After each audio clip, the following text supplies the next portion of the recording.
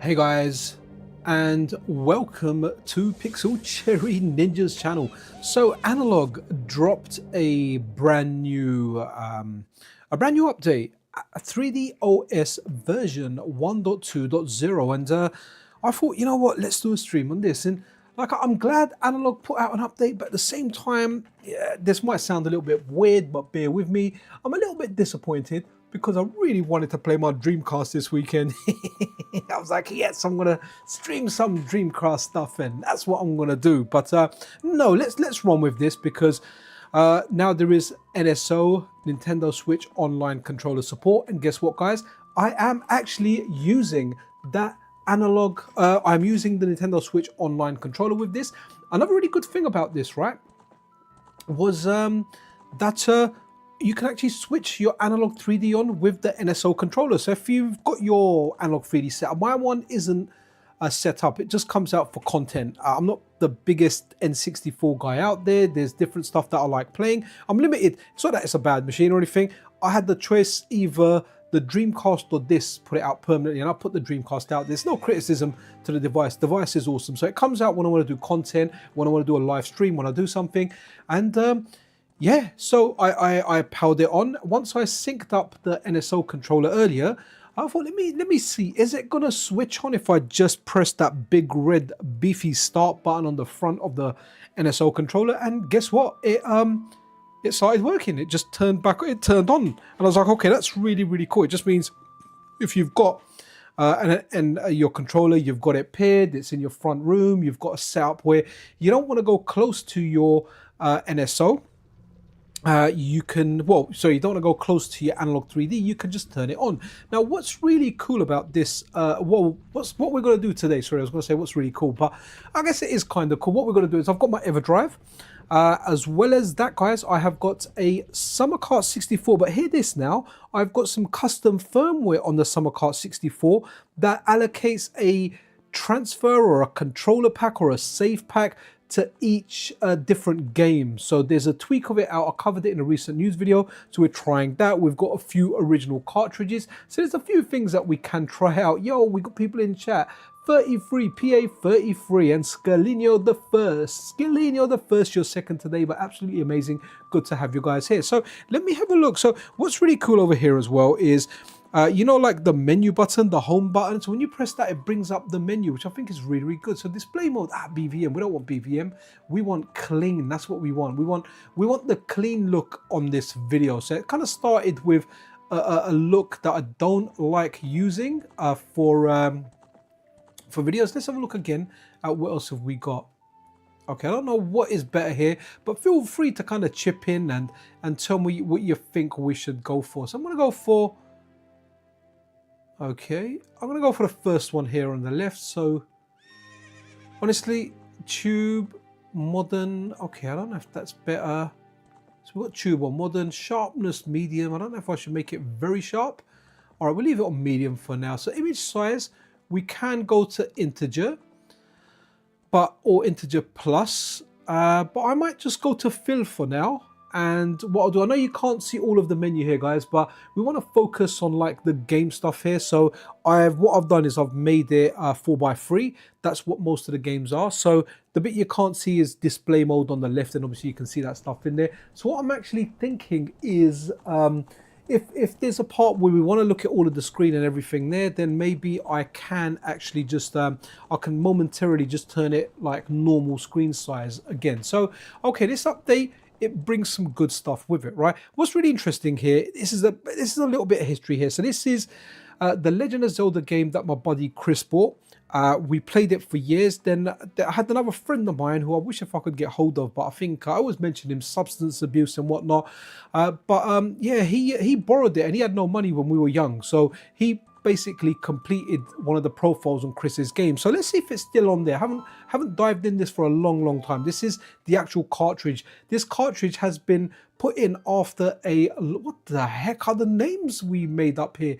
GDIK, I don't even know what that is. Doctor, Cool, and Link. Okay, I don't know which one was my buddy's one. Let's have a look. Okay, so it's definitely not this one, because there should be one. Oh no, okay, that's not That's not B-I-G-D-I-K. That's something rude. Okay, I thought we had one where we completed everything, man. And maybe it's this one. This looks more like it, right? This looks more like one where we've got everything. So haven't plugged this in for a long time. Yo, Nathan Nitro, how you doing there, buddy? All good, guys. Hope everyone's having a wonderful Saturday. And I have to say, guys, even when this is pushed up to 4K now, forced that progressive mode and everything, I just feel like this hasn't aged that well, man. I really do like the PCD comps. Oh, this was amazing about with this. It was you know, the way you just jumped in here was very good. No jump button, just go to the end and jump. I have no idea where I am.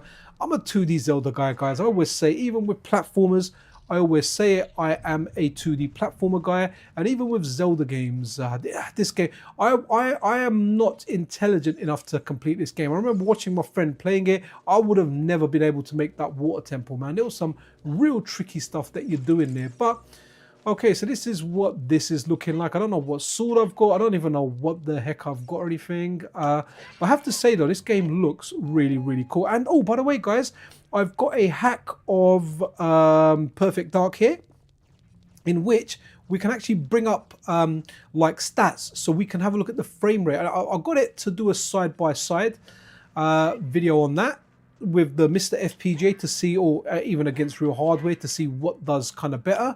What's the button? Okay, so that's the button that makes you look around there. Right, okay, shall we put in a flash cart and try something else out? Water Temple was hated by many. Oh man, I saw my friend do that, Nate, and I was like, nah, I can't possibly play this game. But let's jam.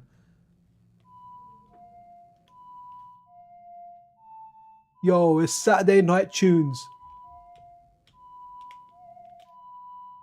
Man, my boys, they just shout all the time, man. Always annoy each other and shout. Right, okay. You know what? I think what I'm going to do now is, what happens if I press reset? Does it just reset the car? Yeah, it does reset the car. Okay, so let me... Oh, no, I need to go quick cartridge, don't I? So let's go quick cartridge like a good boy. And here we go. It's at the bottom here. You can kind of see partial part of it, and you can see it in the middle. Do I want to... So what's really cool over here, someone made like an app, and I've done a video on that. It was like a companion app. And that companion app like just downloaded all the images for me. So I've got all images for the libraries on here, which I think is really cool. So what happens is, look, when I pull out Zelda now, right? Let's put in a game we haven't put in before. So I've never put Mario Kart in here. So you can see the only actual cartridges I've put in here is F-Zero and then GoldenEye and Zelda. That's the first time I put it in there today. Oh, wow, okay. Oh, so the dates have gone from the previous ones. Okay, interesting. Right, now let's put in Mario Kart, and hopefully this still works, and this should have everything saved on it. And here you go, look, Mario Kart just shows right out. By the way, that companion app's really good for getting stuff, on your, getting all this artwork and stuff on your Analogue 3D. I know there's a way I can give these unknown carts names, so I can call one of these the EverDrive, I can call one of these the Summer Car. Not exactly sure which one is which at the moment. I don't use this device that much. I've done a side-by-side with the Mr. FPGA, and I've always liked the Mr. FPGA core. I have zero issues with the Mr. FPGA core. Right? I really like it. But when I run them side by side, when it comes to the overclocking and the unleash mode side, wow. Like, wow, oh wow, why is this looking all stretched and weird? Right, let's have a look, see what display is giving us. Okay, so why does it keep going? Oh, I guess BVM is like the default, right? Okay, no, that's cool. Okay, so now what's all this? Image fit original? No, I don't want stretch. What the heck? Why is this looking all weird? Oh, image size fill, there you go. No, I never knew Mario Kart to be widescreen. I wonder if this is the PAL thing. Why the heck is it all stretched out? I remember this being a 4x3 game, so I don't know what's the best one to use. Okay, so hardware we can't change while we're doing it. That's really weird. I don't know why we've got this weird aspect ratio on Mario Kart. That's definitely incorrect. But as we go into settings, you know, we go, okay, resume hardware. What we got here? Okay, this state. Okay, I don't know if we want to do that just yet. Do you know, chuck in and tell me what you kind of want to see. So clean here, very weird. I don't know why this has gone. I don't know why this has gone wide. Like, that's very weird. All right, let's give this one quick race, and then what do you guys want to see first? Yeah, it's a PAL version I've got here. Don't know. Oh, can I force region or something? Maybe it's got some options in there. Not exactly sure. It should have picked it up as a PAL version. Let's have a look. Let me quit cartridge a second. And let's have a look. Yeah, so it's picked it up as that. Let me see if there's anything in configure here. So virtual pack on. Oh, region. Okay. So I want it to. Yeah, it's picked up the right one. Auto. It is correct. 32 color auto. Overclock. Okay, so let's go unleashed on this as well. Just like unleashed. Okay, let's go force progressive as well. I forget I have to do it per cartridge. But when you get used to playing with like a EverDrive or a summer car, obviously it's the same cartridge, so the same thing just keeps applying. You kind of forget to apply it to each new cartridge that you put in. So I've actually inserted 4 of my 5 cartridges in here.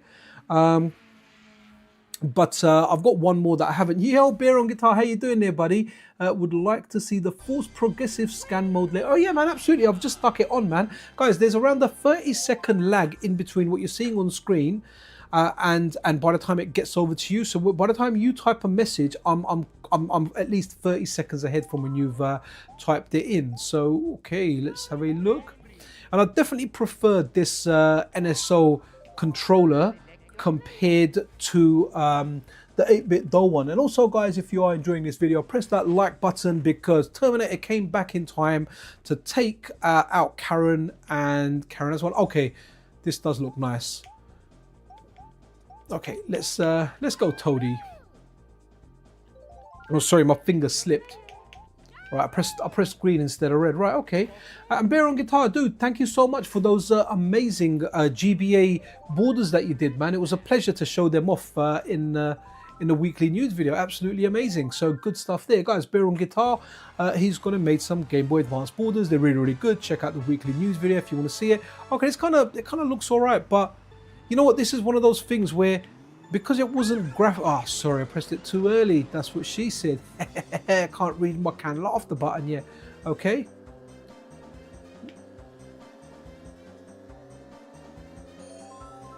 Okay. Wow, this really doesn't. Oh, have I gone back to 5th? Oh wow, I got a blue shell straight away.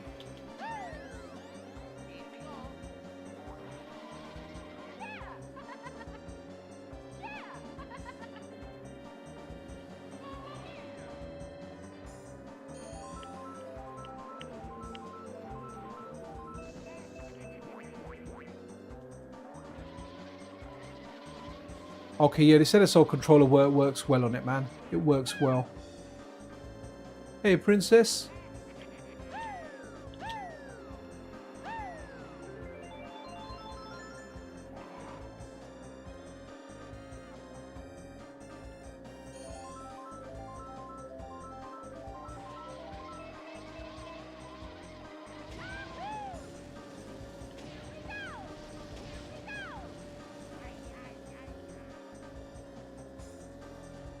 So on the Dreamcast version of Mario Kart, you can see a lot more stuff on that little screen. You know, just before you get into the tunnel, there's a lot more movement on there. But obviously the Dreamcast is more powerful. Guys, I have a strong bias towards the Dreamcast at the moment. I absolutely love that machine. Something I picked up like near the beginning of the month and absolutely love it. And I can't wait to get, I've got a TR stick, octopus stick coming. Cannot wait for that, man. Hopefully it will arrive during the week next week, and I'm gonna be playing the heck out of that, doing some streams with different machines out there. It even works on Nintendo 64, so that's really cool. So really looking forward to that.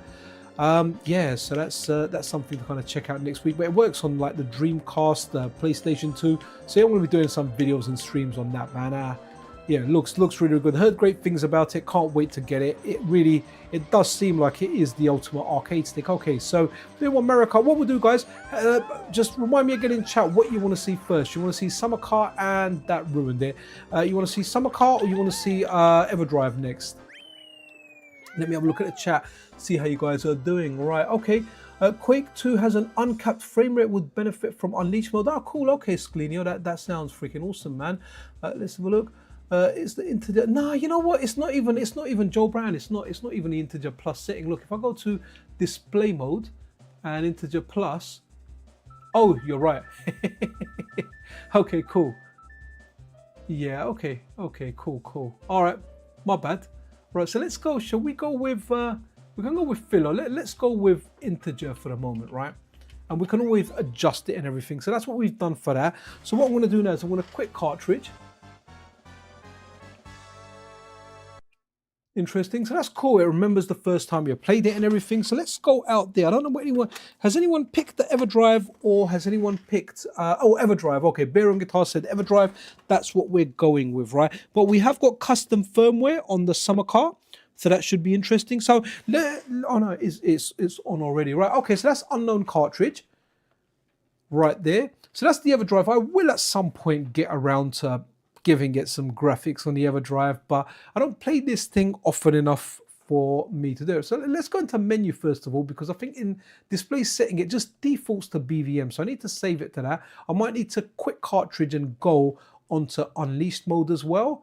So let's leave everything there, and I'm happy to kind of change stuff. And if there's anything there that I'm completely doing wrong and you want to see it, just say, yo, Pixel, like, you know, go into this setting and change that. So what I want to do here is I want to make sure that we are on unleashed mode. Oh, okay, so what we're going to do here, hardware. So let's go to force progressive. This means everything on the EverDrive that will happen to overclock. We're going to go to unleashed, so we're going to push it the hardest. And all right, let's have a look. So someone said Quake. Quake's a really, really dark game, man. It's a difficult one on streams, but hey, I am here to serve you people because I am honored that you have decided to spend your Saturday with me. For me, it's Saturday 5:45 in the evening or afternoon. Is that what we can call it?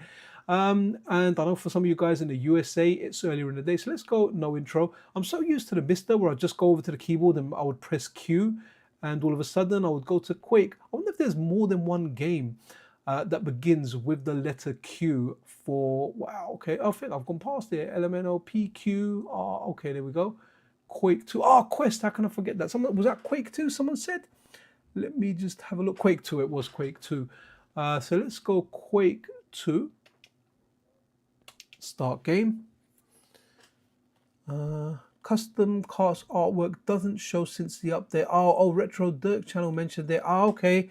No worries. Thank you very much for that. I'm sure there'll be some work around here. Yo, Takumi's in the house. That custom firmware on the Summer Car 64 is funny. I now have my own menu back. Oh yeah, you know what? I forgot to add that on there. I wonder if I should. I wonder if I should just add like the PCN jingle, right? A little bit of legendary acts and just have that jingle playing non-stop. I mean, I love that jingle, but I feel like if I heard it that much, it would probably do my head in. So let's just check over here. So I'm just going to get into the menu here.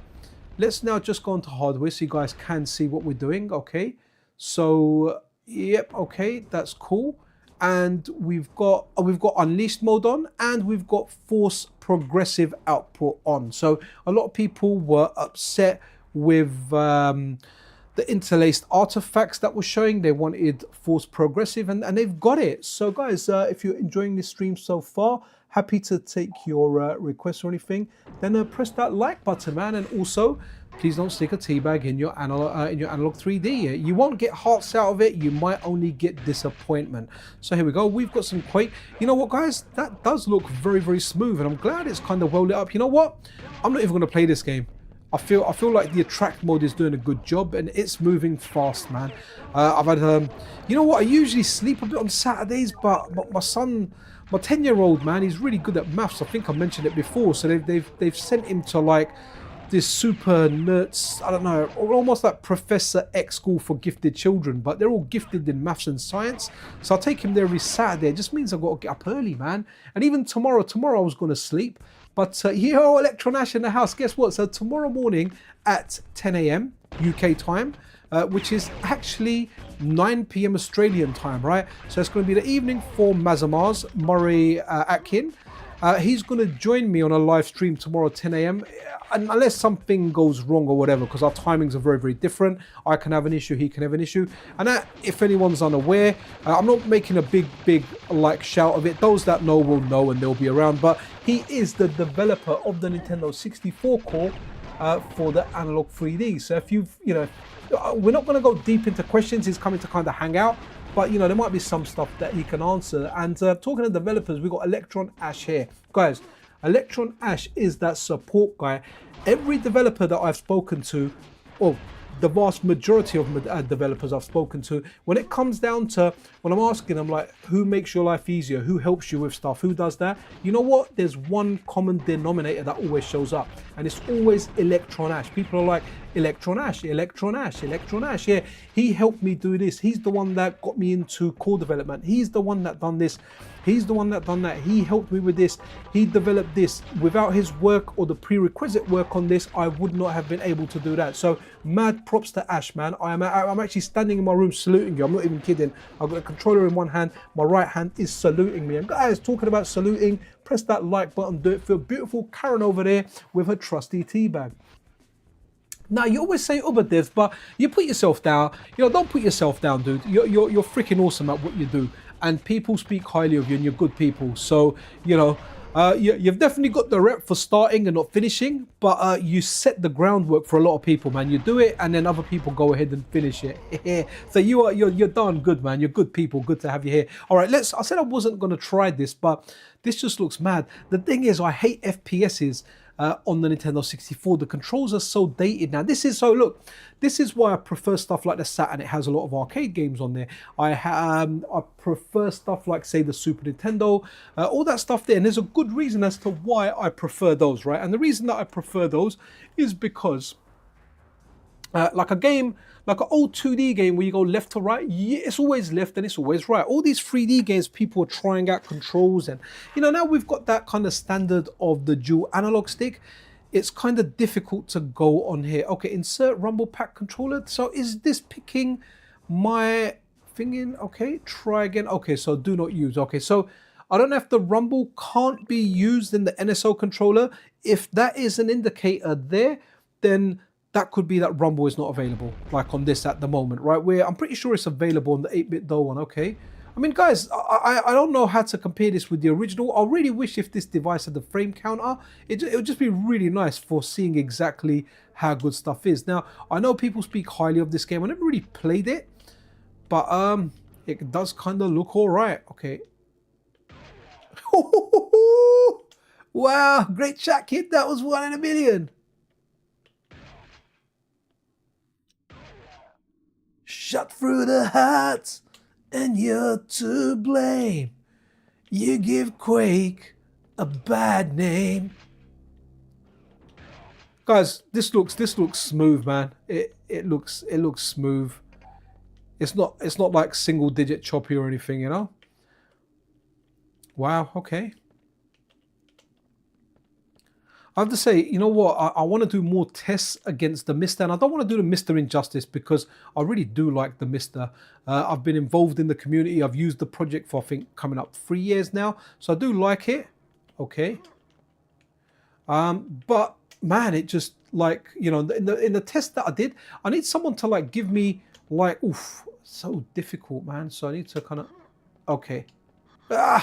And I think I went back down again. I need someone to say, look, Pixel, these are the best settings. Go with these, and this is the best we can get out of Mister. And I'm like, okay. Oof, controls are so mashed up for this, man. Okay. Well, Quake is smooth. I want to try one more attempt here. I kind of need to hold one button. I need to hold like the up yellow button or the C button, and I need to press R to jump. So hopefully, no, I can't make it there. Okay. Let's see if we can blow up those. Does the universal law of blowing up barrels apply? Well, yeah, kind of. Okay. Okay, it's got to be here. Press button, activate lift. No, that's to change my weapon. Oh, it's fire. All right. I think I need to exit this. Oh, I forget. Pressing the reset button takes you back to that EverDrive menu. You know what? Here's the funny thing. I'm not even a Bon Jovi fan, man. They weren't really my band, man. I was more of a Skid Row guy. And a little bit of trivia here, guys. Sebastian Bach used to troll John Bon Jovi by turning up to his hotel room late at night just to kind of troll him and do his head in. So let's go Resident Evil 2. We'll go revision 1. Someone said to me that always go for whatever the latest revision is. So that's what we're going to do. And we're going to start Resident Evil 2 because apparently this is one of those difficult games and it goes between progressive and interlacing. I'm not sure who told me that. Maybe Takumi told me that. But whoever told me that, good stuff. Oh yeah, it should. Okay, so why? Let's just have a look. Okay, it's got Unleashed on. Why has it gone back to... Oh no, it's clean. Oh, my bad. So that's one good thing about the EverDrive. You can kind of save the settings and they'll stay on there. I know not everyone's gonna like that. Just, you know, it's absolutely amazing that this game fits on a 64 megabyte cartridge. And to think that, you know, like you will download a 64 gigabyte day one patch these days, you know, so absolutely nuts, man. Absolutely nuts. Yeah, and they added like video in there that's very compressed. The Universal Law, oh, absolutely, man. Barrels in game. So let's have a look. Did we make a save last time? No, there are no saves. Okay, don't try again. No, always easy. You know what? Should we go clear this time? I think we always go Leon. We're gonna put violence low, blood color blue. We want to keep it family kind of focused where we can, guys. Yeah, right. Okay, that. Do you know the Resident Evil Remake 2 is amazing, man. I really do like the remakes. I like the one on the GameCube as well, but the GameCube one was a lot tougher as well. It was just as tough as the original. Whereas, you know, when I play like the newer ones, like the modern kind of controls and everything do make it a little bit easier to play. I'll tell you what I am really looking forward to. I am super duper looking forward to Onimusha. Onimusha coming this year, man. I was going to say next year, but we are in next year. Guys, can you believe it? January is already over. Guys, if January went really fast for you, you can't believe how fast it went. We are 1/12 through the year. I think it works out to be 8% through the year, and it has gone so freaking fast. And correct me if I'm wrong here, guys, but the older we get, like the faster time goes. Like I am literally rushing for stuff, trying to get stuff done. I forget the days where I had so much time to like chill and do stuff. I've been bloody trying to play Gears, Delta Online. Anyone here playing Delta Online, guys? Yo, Salty, how you there? How you doing there? Also uses interlace mode. Yeah, this game here, it does both, doesn't it? Yes, really changes resolution even from the scene to the next and in between in game. Wow, I mean, this was a marvel for its age. But going back to the thing where how fast time goes, man, the older I get, the faster time goes. And yeah, I want to play Gears 3, man. Guys, have you seen that Gears 3? Oh, it is sick, man. Fans have made it. All the multiplayer stuff's there, not the campaign. You've got Horde, you've got you know, the versus, Horde and versus. You've got like maps from every single game. You've got all the guns. You've got everything in there, man. It is amazing, man. It is amazing. I've put it on my Steam Deck. Thanks, Anime Otaku. Where is Anime Otaku, by the way? I thought he was supposed to be down here, man. Yeah, I'm not so good at sticking right at a time. I'm still slowly working. You know what? I can't wait for your Dreamcast stuff, man. But to be honest, Ash, I've got a Dreamcast now. So if you really want, you can slow down. No. It wasn't just for me. It was for the people. It's for the greater good. It would be great to get a Dreamcast core, but I've got a Dreamcast permanently set up now. What have I got permanently set up? Switch 1, Switch 2. I would move the Switch 2, but I've got a hacked Switch 1 and it does things the Switch 2 can't do.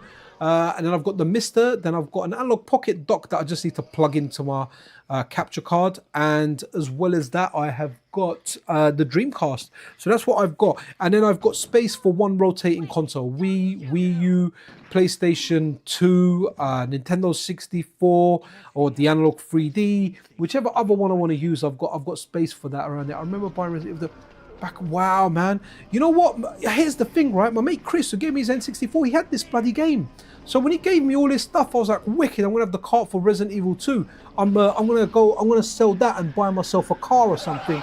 But yeah, that wasn't in this. I don't know what happened. I bet you one of our friends back in the day bloody borrowed it off Chris and never gave it back to the dude, man.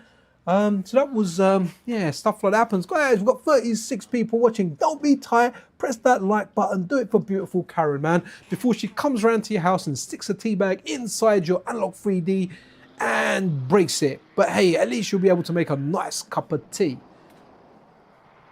There we go. Right. What a game, guys. And this game was difficult. You know, back then I remember there was perseverance to go through and play these games, like to do them. Sometimes I think now I'll get to a hard part in a game and I'm like, I'm not doing this. You gotta hold my hand. Guys, the Resident Evil 2 remake, it is nuts how scary this is, man.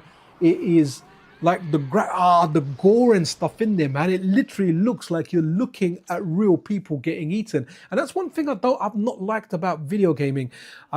You know, the realism that's in there now. I don't want to see a real person get eaten up. I want it to be comical. You know, when you look at Mortal Kombat 1 and you look at Mortal Kombat, like what's the latest one? Mortal Kombat, the original arcade game, and then when you have a look at Mortal Kombat or 11, right? Or like 1, as in the title 1. Man, the stuff that's in there is sick. Like you look at it and honestly, it makes a normal person feel kind of sick looking at it. You're like, wow, I know this is CGI, but it looks disgusting. It literally looks like they filmed the person just being destroyed in the most brutal manner. You know, I prefer that cartoony vibe because then that degree of comicalness kind of remains there. I mean, there's a zombie apocalypse and good old Claire wears hot pants. Nothing wrong with that. I love ladies in hot pants. Okay, kind of flick there. Was that because it's flicking between scenes?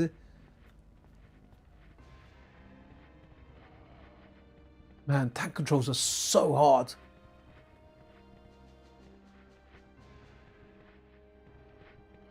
Get out of here, you dirty perv.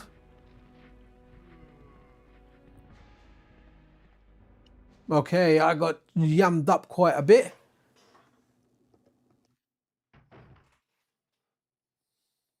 Okay, so clears there again. Wow. Okay, I have to say this it does look good. It looks like you know the PC kind of versions that you get on an older PC, obviously, not on today's ones, because you can. I remember I've got like a Resident Evil 2 mod, I think, with Akuma in it. It's bloody insane. It's one of the Resident Evil games. It does look really nice. It's nice. It looks very, very nice. Electronic. Could the flash card SE64 be used to do a ROM hack with a high quality? Okay.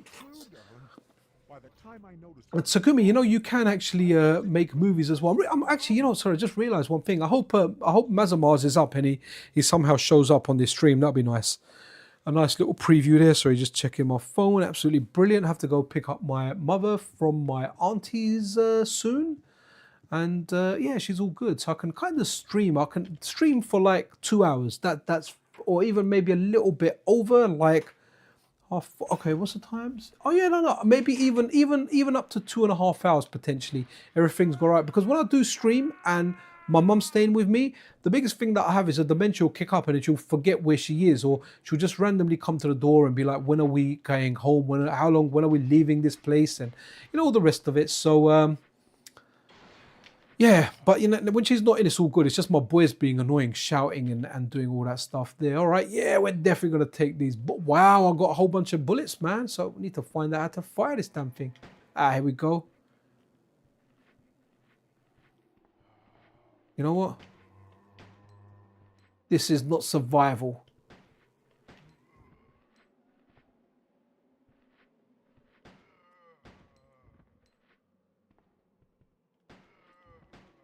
Stay down.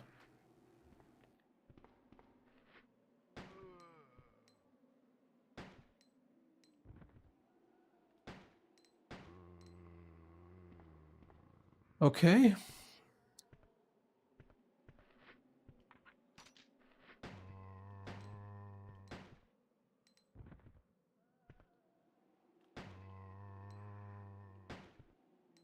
Okay.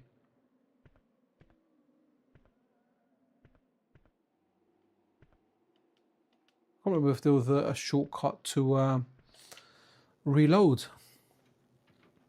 Okay, this is looking good. Yo, Dr. M. Knight, Mr. Pixel, what was your first console, the one that marks you and made you say I am a gamer. Oh, that's, to be honest, it would have been when I was really, really young. Maybe something like the Atari 2600. I didn't have it, but I remember like very, very young. We're talking like I would have been young. Like we're talking like maybe like the age of 3 or 4 even, and just seeing stuff like River Raid and Pitfall. Even a Spider-Man game on the 2600 I liked, man. It blew me away. I was like, wow. I never owned one. I don't remember owning Atari 2600, or is it 2600? People always tell me off for pronouncing it wrong, but I've heard it both ways, honestly. But when I think my first kind of computer that I got was the Atari 800 before I got consoles, and after that it was like the Commodore 64.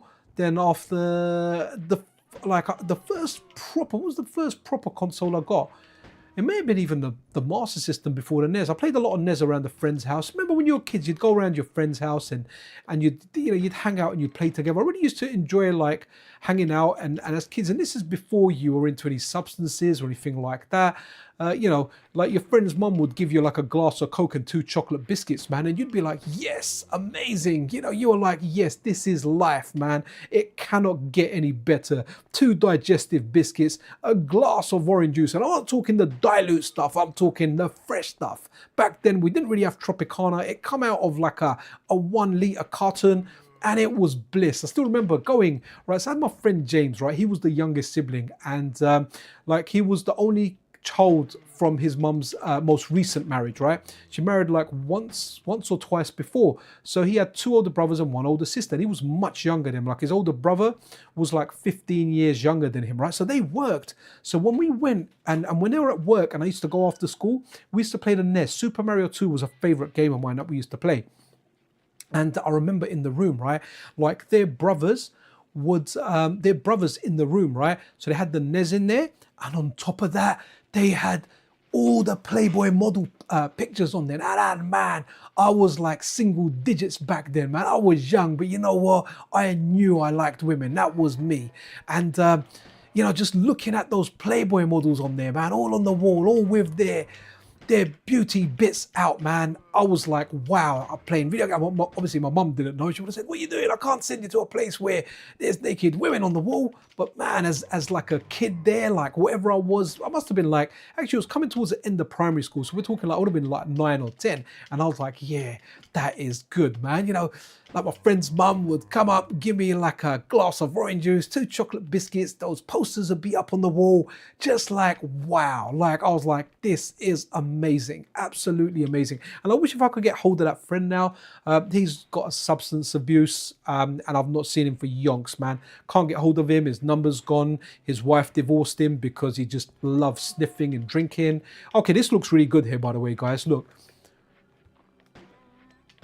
Absolutely amazing. But those days were great, Okay, we'll move away from, I didn't mean to lower the tone so much, but I'm just talking about my personal experience, and seeing those Playboy models up on the wall as a kid was amazing. But, just away from that, just the gaming, right? It was amazing. Like I remember trolling like my buddy Chris actually when we were playing Super Mario 2 on NES. Remember when you pause Super Mario 2 on the NES? Oh, let me have a look. We got a little thing up there. Yo, Michael Delima, welcome to I Like PC and welcome back, buddy. Much appreciated. Thank you so much for your support, dude. Always appreciated. So, right, in Super Mario Bros. 2, when you pause it, right, you don't see the screen. So I still remember it was one of the most epic moments. And do let me know if you had something like that going, right? But what I did was, I like it was Chris's life, and he went out of the room to his dad called him or something. So what I did was I paused. I put a bomb on his head just as it was about to explode. I paused it. So when he come back in the room and he unpaused it, the bomb blew him up, and it was like, sorry, buddy, it's my go. I was just being an idiot, right? Okay, let's look at something else here. So let's go. So we're not going to quick cartridge. We're going to go here, but Resident Evil 2 is running really, really good. Like, guys, look, for anyone that's in to oh wow, yeah, look at that, Michael Delima smashing the Karen. Let me smash you some Karen there, buddy. For guys that like your history pixel sounds like an Ed Sheeran song. Maybe could be, man, but what was I going to say? Oh yeah, so anyone that likes, right, Nintendo 64, this is a no-brainer. Get it, man. I really thought the Mr. Core was like on par with this. It might be actually if you force original hardware, but when it goes to the Unleashed mode, because this has a more powerful FPGA, it really does like make, especially the first-person shooters, feel like they are action games, right? Let me get out of this folder. So guys, what we're going to do over here is I am going to do a, where did I put it? I think I put it in my hacks, right? So, right, okay, so this should be interesting. So what I'm going to do is the next side-by-side that I do, I'm going to run this version of Perfect Dark, and hopefully it runs on here. It is running on here, so that's really, really cool. So what I am going to do now is there is a performance overlay that this brings up. I think, can you bring it up by pressing R? Oh, there we go. Look at that. Did you see that? That was up. Is it gone? Don't crash. Please don't crash. Ah, yeah. Look at that, right, guys? So we can now have a look at the frames per second on this game. Now, I love it if this is locked. So I just need to press the L button and then it goes. I mean, this is really, really fantastic. Maximum props to Boogerman for I love Boogerman, man. The guy is so awesome, right? He's like, yo, he goes, this will really help you when you want to do your test or something. And I was like, wow. Unfortunately, it's not available for other games. But this looks really good. And the next side-by-side that I do, I'm going to run this potentially on original hardware, but definitely the Mister and definitely the Analogue 3D. So, okay, controller pack 4 says Detective 4 controller packs. Do you know what? I'm really sorry. I never understood these controller packs. So when people talk about transfer packs, controller packs, the games that we played mainly, I don't think any of them really used it. We had a few rumble packs. Instead, I've got those. I took the batteries out of one of them, man. They leaked because my buddy Chris left the batteries in one of them. And yeah, that was nuts. So let's have a look at, let's go to solo missions. And what I will do, yeah, I just want it on the easiest one. Let's bring up the overlay and we'll try and go around. I really wish if I had an unlock and we could do that. Let me have a look at some of the chat as well. We'll watch while we look at that. Hey, Tsukumi, wicked. All right. I found that old console I had in the early 80s. It was the Ace-Tronic MPU 1000, but sold under various names. Nice. Also sold by Grandstand.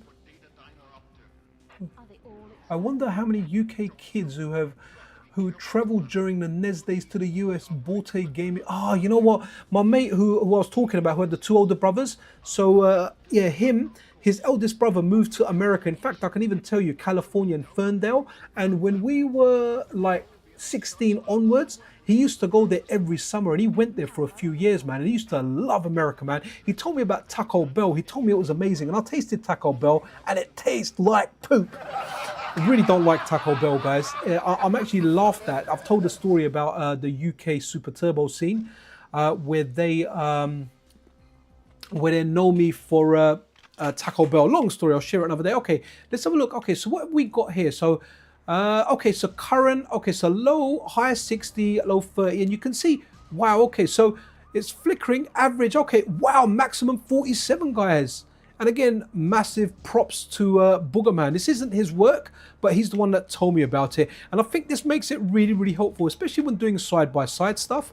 Now, I need, guys, if anyone's got an unlock file for this, for Perfect Dark, and there's a way I can get it on my Mister and the Analogue 3D, then please give it to me, because if not, I don't want to just run videos on level 1.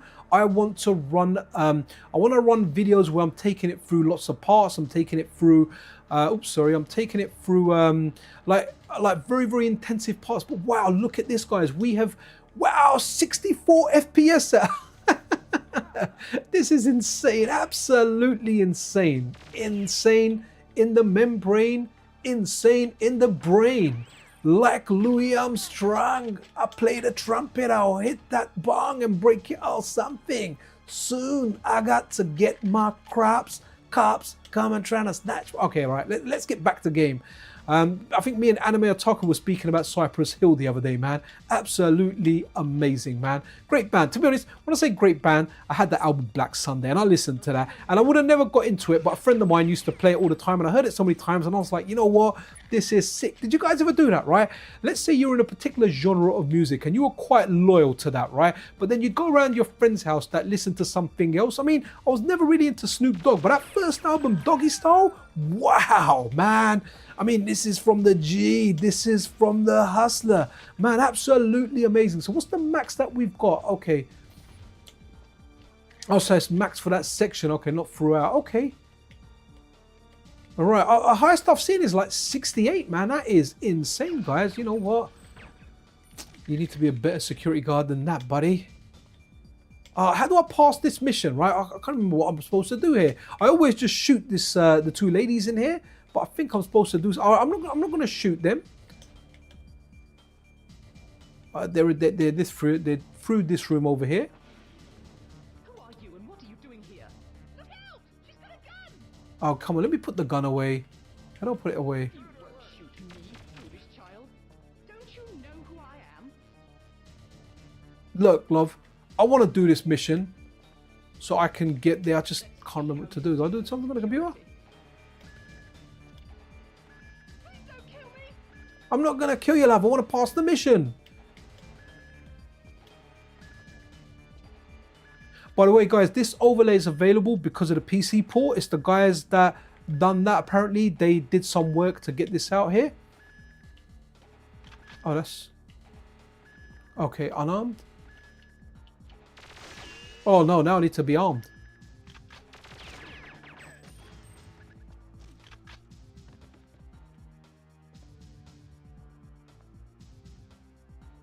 Let me look at chat. Someone told me here. You can bypass the batteries on the official. Okay. Might confused looking at this.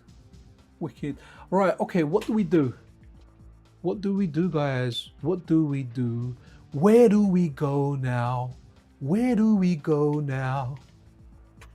Ah, come on, sweet child of mine. What do I do? I'm not gonna shoot, but I might just punch you.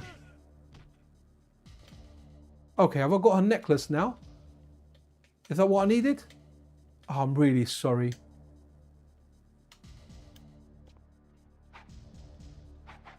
Ah, she's crouching, man. I can't.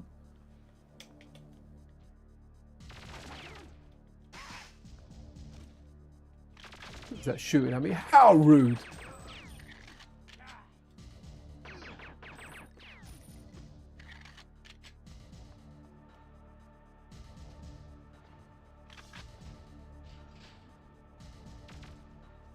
I really should pay attention and try and do this.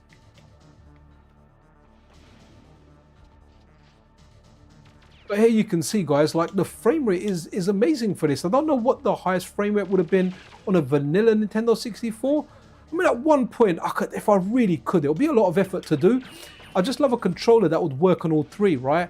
I would absolutely love to run a Nintendo 64, a Mister, and the Analog 3D simultaneously. You know what? If I could chuck in software emulation, then I would chuck that in there as well.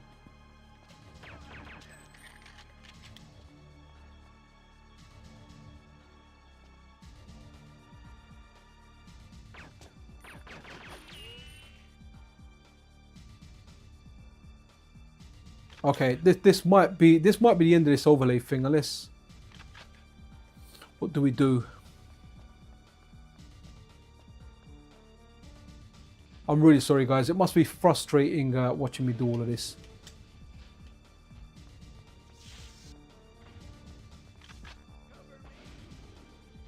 Okay. Is this a new way?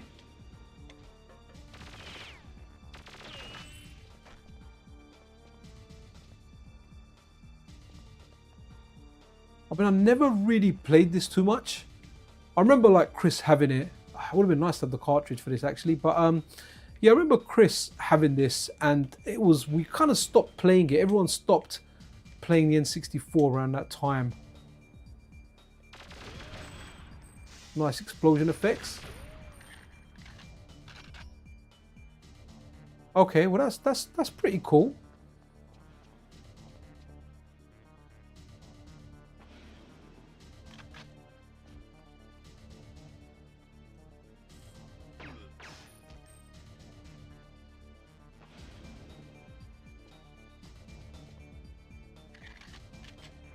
We'll get a lift. I have done this level a while ago. I wish if I remembered. To be honest, I've done it in the PC port when I was playing it.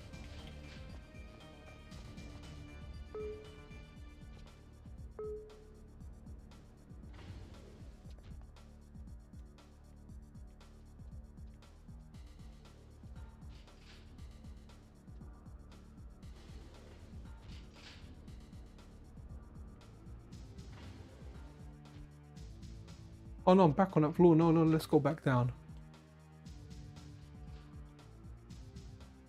Let me have a look at chat. And yeah, Michael Delima, thank you so much for becoming a member. And if anyone else wants to join, guys, why not become a channel member? Right, let's go all the way down. And maybe this I feel like this is going to take me out of level. Am I in a lift? I'm actually falling down. I mean, that is moving fast.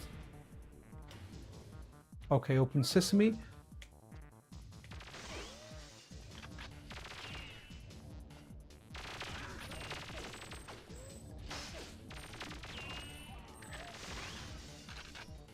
Do you know what though? I have to say, once PC recomps come out and we get those native PC ports, like there's literally, if you've got a PC about and you can play on that, it makes anything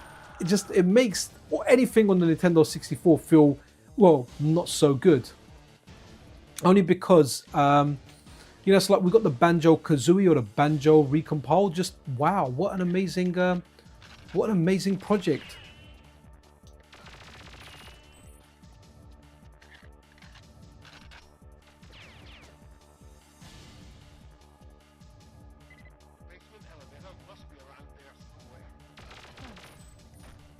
Okay, so we're looking for a different elevator. Huh? Oh, okay.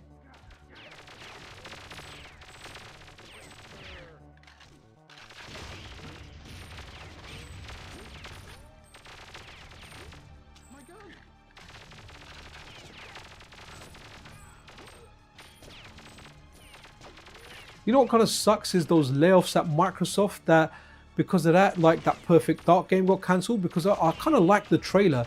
I mean, I don't know if I would have played it. Really need to play more Gears 3. Now, am I in a lift? Where's the lift?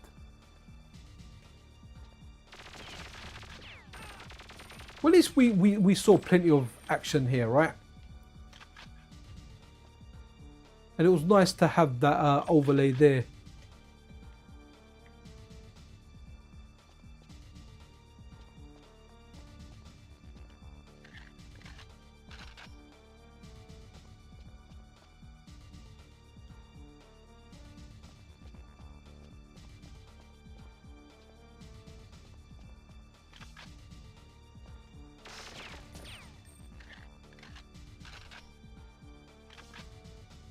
Okay. Right, I don't know where it is, so let's run something else. But that's really interesting, guys. Seeing that kind of overlay there. The only thing with, okay, I like it. You guys are chatting amongst yourselves. Good stuff. We're going to have a look at a Ranma cart. Thanks, Anime Otaku, for putting me onto that hack.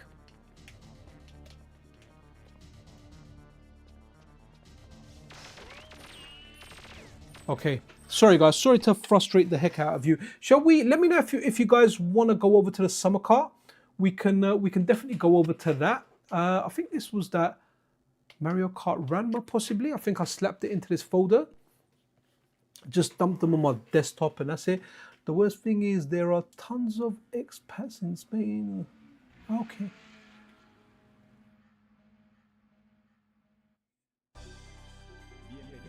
Ranma, guys, I remember I've never really watched. Oh look, wow, this is new. So big shout out to Arian Ventura. So poster start. So back in the day when I had my Super Nintendo, I remember Ranma. It was a fighting game that oh wow, okay, yeah, and you could be like the panda and stuff in it. We're gonna go panda, man. We're gonna go panda. Yeah, you gotta be the panda on that. So I had the Ranma game, and it was good on the Super Nintendo. I just really didn't know how to play it. Well, let me. Ooh, okay, let's go. So I love these hacks that are done for games.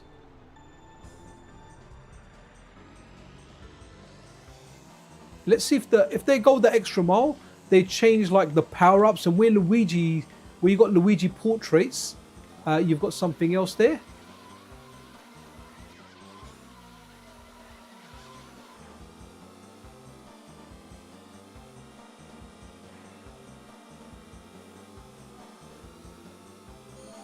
Okay, let's see what we got. Okay, thought I saw. Okay, well, but okay, I did see some stuff there that I wasn't used to seeing, so that's kind of interesting.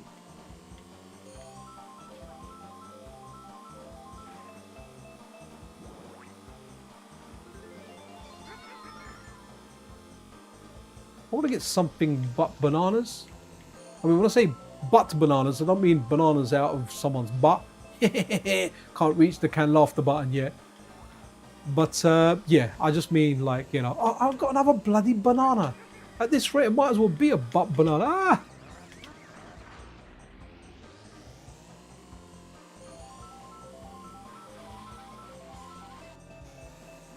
Oh my god, what is this? A banana power-up banana power-up simulator?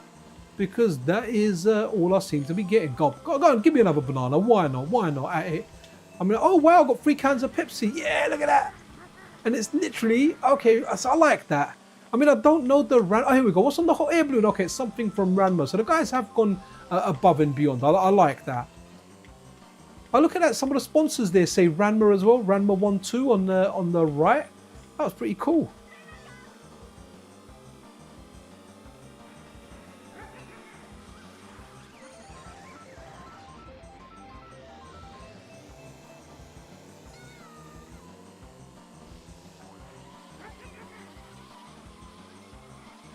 Actually, do you know what's really funny, right? So there was a friend of ours, right? And this is a guy I used to, very close, me and him were very, very close. We used to like DJ together.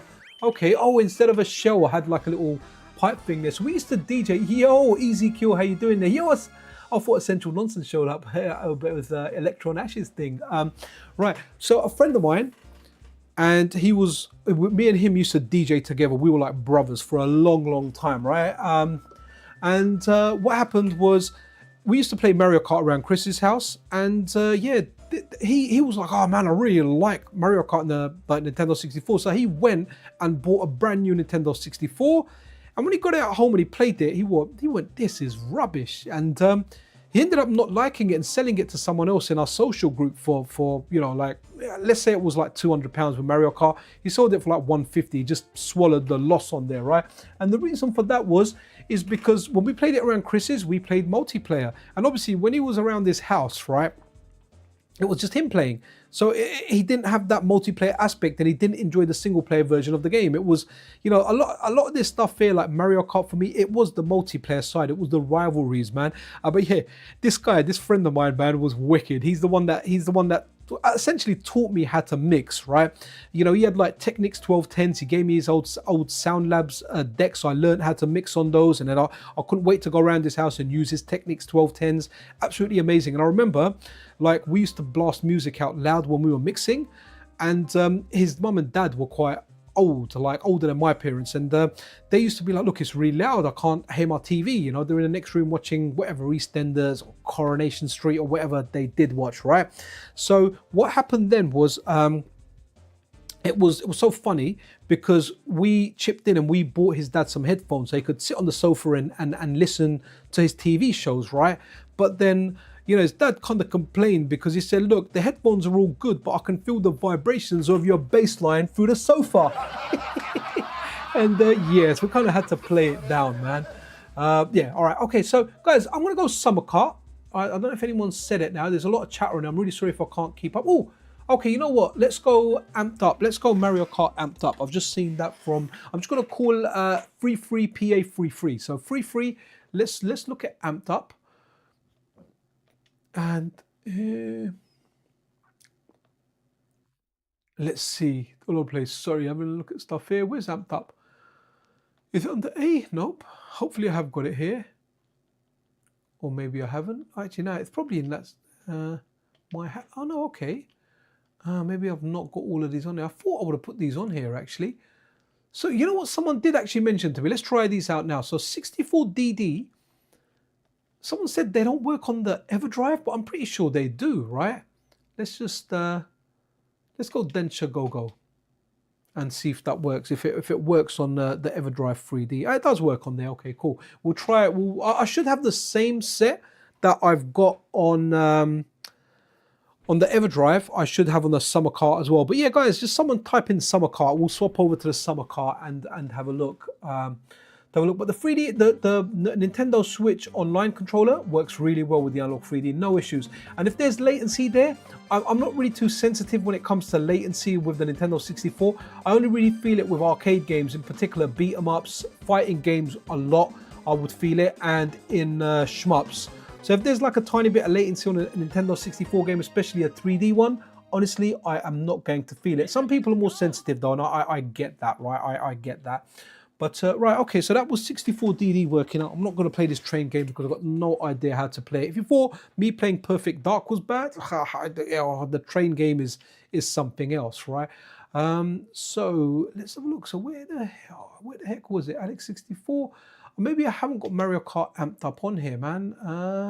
That's a disappointment. Crazy Racers is cool though. Right, Mario 64. Oh no, I have got it. What am I doing? It's right there in brackets. I'm really sorry. I haven't got the latest version. What one's that? Okay, so that's 3. Oh no, I've got 3.0.1. What version was someone else saying there in chat? I did see it earlier, but stuff always gets lost in chat. Right, let's go. And we'll run this version. It might not be the latest one. And I guess we will tell it we're going hardware. I really wish we could get that performance overlay that we had in Perfect Dark for everything else out there. That would absolutely be amazing. Are you playing on a real N64 console? How do I answer that?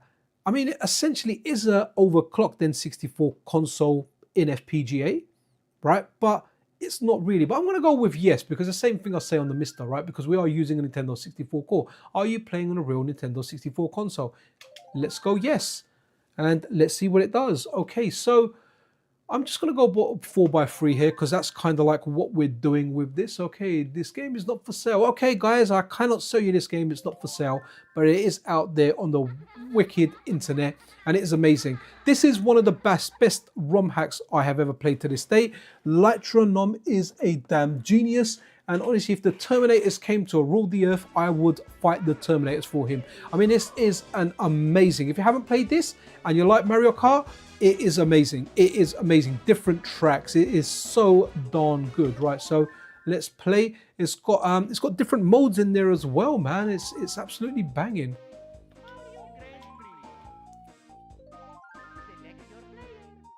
So you can, I think, someone said. Oh no, okay, no, let's go back. There was a way. Someone said there was a way to cycle through. I can't remember what it was. Was it Z? I have to say though, this does look very, very clean. It looks very, very nice. Okay, we'll go Peachy. Oh, it's 3, 2, 1. Okay, Takumi, sorry, I saw. Thank you for reposting that. So let's have a look. So Route 64. Oh, okay.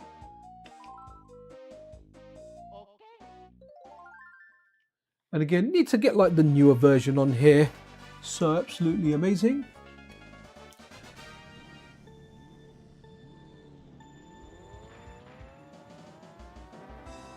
Okay, this looks good, man.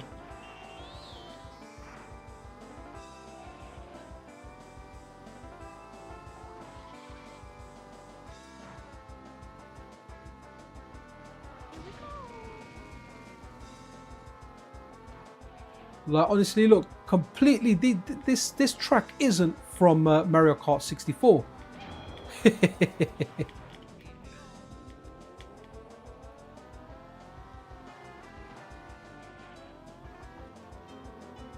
You know, if let's say I was to name the top 5 ROM hacks of all time, this would be in there.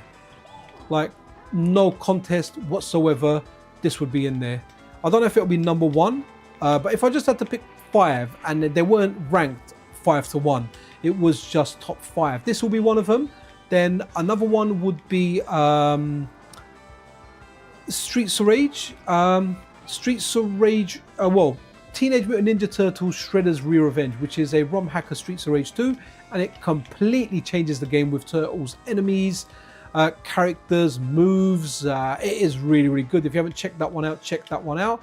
As well as that, there's one that I played on the DS, and I think it was it an Order of Ecclesia ROM hack, where it's got the characters from Contra in there, and you really are playing the characters from Contra in there, man. It's got like that wolf person, it's got Bill Lance and whatever the other guy's called. Yeah, you've got the characters in there, and they play like that, as in you have got guns like Contra style, man. There's 3 that I've named that I think are really, really good, that change up the game. There's probably another 2 up there that I could think of. I can't think of any at the moment. I'd like there to be ROM hacks, more ROM hacks for Castlevania Symphony, and I really do hope that we get a PC port of that. That would be amazing, man. Then that may well become the definitive way of actually playing that game, man. I really do like these PC ports though, man. By the time they come out for a PC, wow, like honestly, absolutely wow. Also, guys, let me know when we should swap over to the summer car. Remember, I have put the custom firmware on there. I haven't tested it though, so hopefully I did do everything right. I did have Anime Otaku with me telling me, you know, as my CTO over at Metal Game Solid, saying, yep, you just need to copy this file, and I was like, thank you so much, Anime.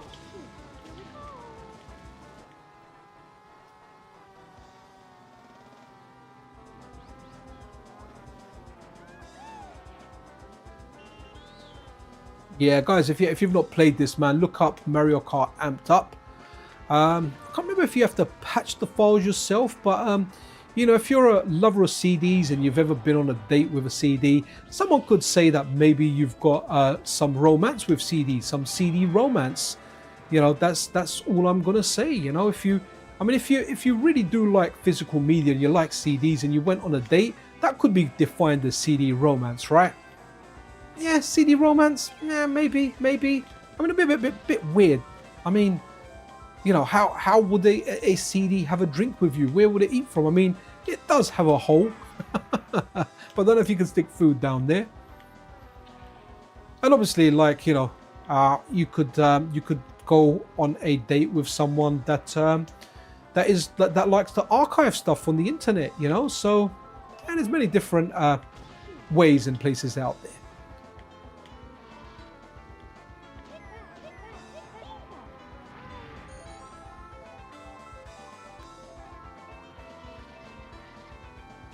Oof, and I just boosted into that, and that has ruined the race.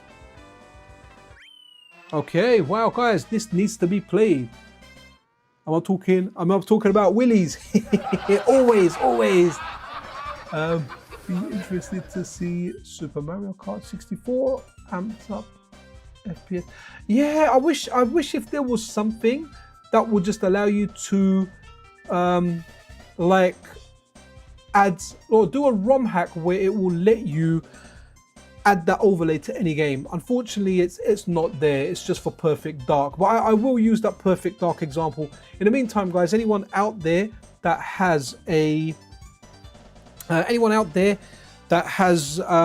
an unlock save file for Perfect Dark that they can share, then that would be amazing. Right, I'm gonna go Summer Kart, guys. I'm gonna call it. Let's go Summer Kart. I mean, look, the Summer Kart's really good, but I have to say, the EverDrive's probably better. It's a lot more expensive though, so when it comes to value for money, I'm pretty sure that the Summer Kart will win. Right, I'm going to pull out the EverDrive, and now I'm inserting the Summer Kart with custom firmware. Let's give that a boot. I should have tried booting it up with my controller again. Okay, that's nice. The controller disconnects quickly. I have to say, there's an issue that I've got with the 8-bit doll controller again. So, in fact, I'm gonna show it to you guys. I'm gonna show it to you guys. I'm gonna show you the issue that I'm having with this. So, it tells me to update the controller, but when I connect the controller to the 8-bit doll app, it doesn't prompt me to do an update. And I tried sticking a different 8-bit doll controller in there, and it let me do the update. So let's go into configuration again. And let's go here.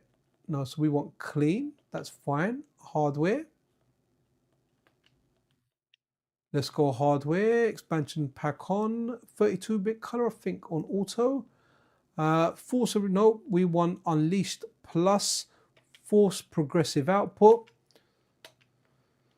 So let's go Perfect Dark again with that overlay, right? And see if there's a difference between what the EverDrive does and what that does. I mean, it might not. And I have to say, see, look over here on the analog on the 8-bit doll controller, I kept getting false inputs. Sorry, that's just my original firmware on there. I'm in a habit of doing that in case something goes wrong, then I can go back. I mean, often I just rename at the end of the extension N64, I'll just rename it old or something. But this one, I just put vanilla on this, so that's the vanilla firmware on there. Oh, there are videos as well. Look, I have to say, I prefer the look of the menu on the summer cart. It just looks much nicer and cleaner. It's a lot easier on the eye than what we get with the EverDrive. Right, so we've got performance hack. Let's run this. Load and run. Okay, so what's advanced options? Okay, cool. Nah, I'm not going to mess around with that. Let's go. Yeah, I do. I definitely prefer like all the OSD stuff that this game has. It does feel good. And I have to say, like, so when it comes to like these visual enhancements, when it comes to like the text, for the most part, it looks really, really good. Like it kind of flickered there. Guys, I'm going to just mute the mic a second because I really need to take a little sip of my drink.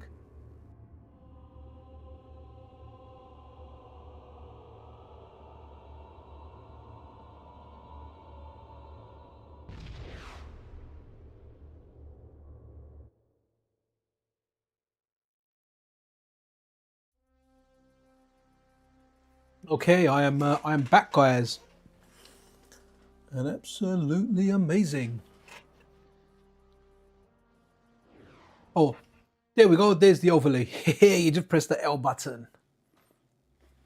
BearOnGuitar, please. Summer Cart definitely has a cleaner UI, but you could say EverDrive looks more retro. Yeah, it does. I mean, EverDrive kind of reminds me of like those old retro arch menus. So you know, nothing wrong with that, but man, I definitely prefer the summer cart. Summer cart just looks cleaner, man. It's easier on the eye.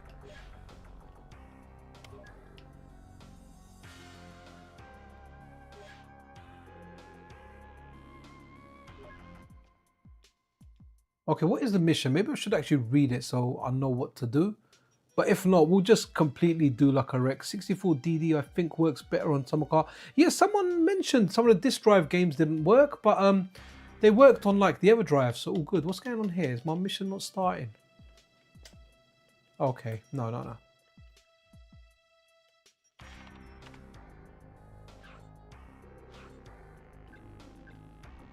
Oh, okay, solo missions, right, okay. Let's have a look. So guys, we're on the summer cart now. For anyone that's just tuning in, we started with original cartridges. We then moved over to the EverDrive, and now we are doing the summer cart. I'm actually going to give the summer cart away to a friend of mine, man. The same friend that gave me the PVM. But it's interesting now because I can do a few more videos on it before I give it to him. So all good. Oh, sorry, performance overlay, my bad. If anyone's taking note out there, or if you're watching the replay, you can go to see if there's performance improvements between an Analogue 3D running a, you know what I'm going to do quickly? Let's just make sure the hardware and everything's the same. So it should be the same. Okay. Yes, on Unleashed. Yep, everything's the same as it was there. Hey.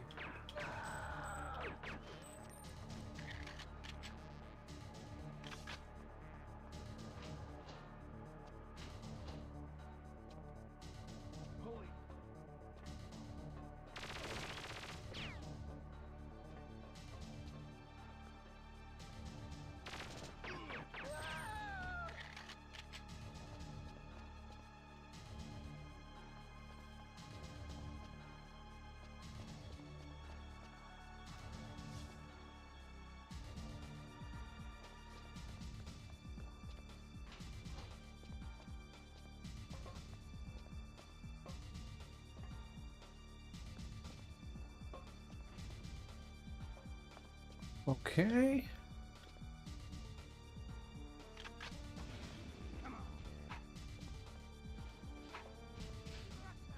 Have I missed something?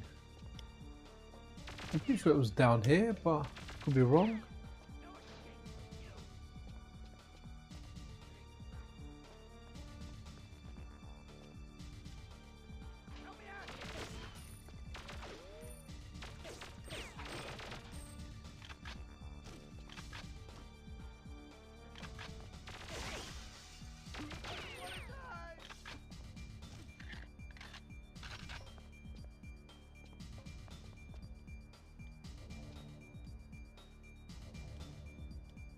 Oh, okay, my bad.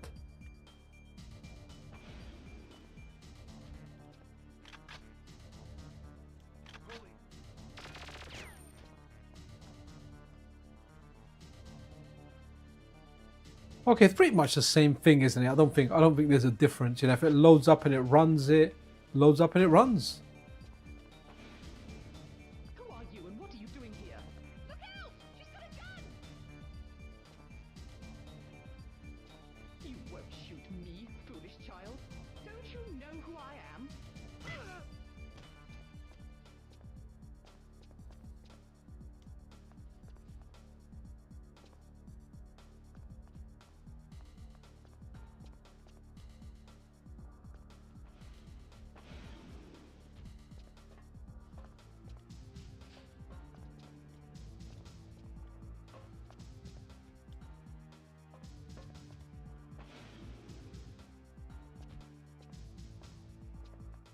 Come here.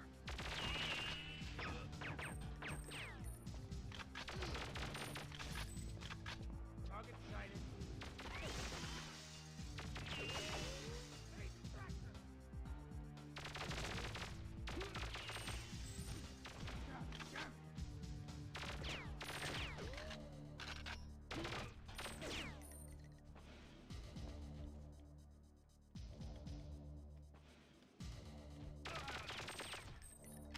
Take this.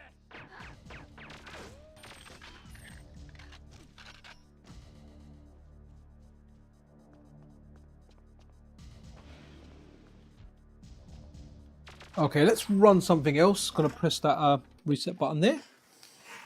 Okay, interesting though. Nice that overlay on there. And again, just looks really, really good. And so glad. Actually, yeah, let's. Yeah, we need to plug in that the 8-bit Dowdle controller. I'll have to show you when I connect it. Wirelessly, right? Let's have a look. So.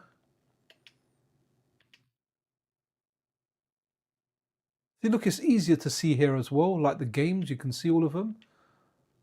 Okay. Wow. Okay. Let's see what Viewpoint 2064 looks like. I can't remember.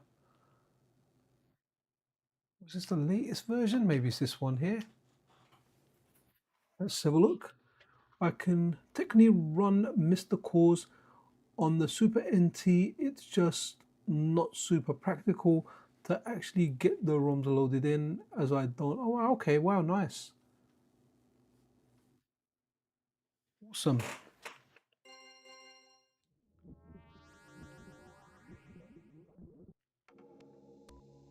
I do kind of like this game, you know. I like this. Is it hard for games, man? Wicked. Preserving this, man. Absolutely amazing. This is a good game. It reminds me of it reminds me of an arcade game from that kind of era. It's nice that starts with that thing as well, with that viewpoint, that isometric one before going into what the viewpoint of this is.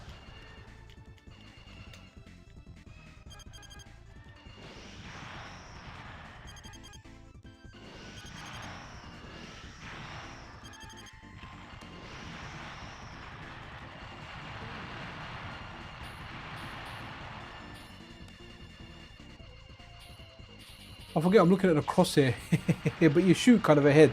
That crosshair is more to lock on to stuff, right?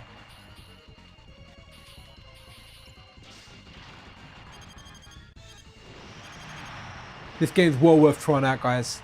Well worth trying out. Again, if you're, data CD, you're romancing that CD, you may have some joy.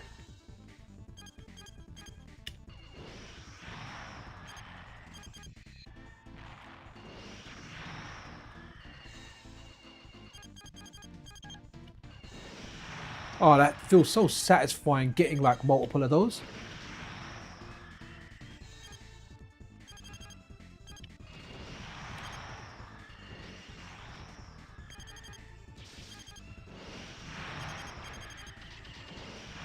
Guys, Summer Cart's very, very good value, man. For anyone out there that's bought the Analogue 3D, like I honestly cannot recommend the EverDrive over the Summer Cart. Like I can't recommend that additional cost. There's nothing that I've personally seen that I think like, wow, the EverDrive does that better. Like everything I've run, you do it, and honestly, I'm paying I paid 1/6 of the price for this. So you know, it's like wow. Like I paid 30 or 31 pounds, and I paid like 180, I think, for my EverDrive. 180 pounds, man. I bought it a while ago.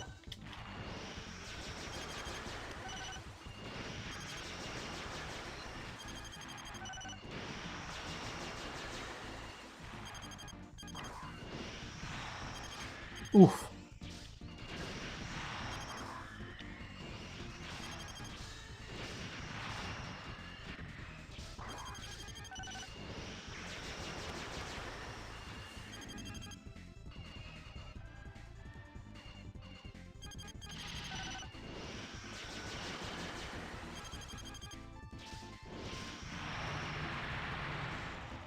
Okay, we got rid of him, guys.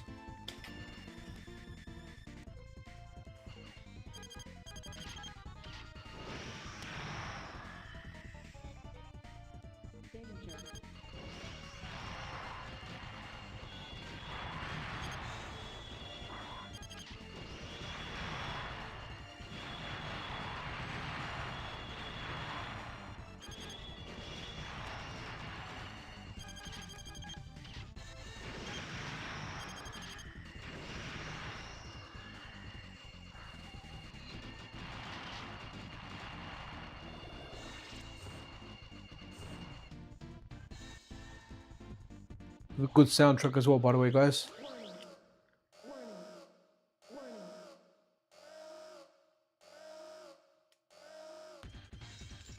And NSO controller working flawlessly, working really, really well with this.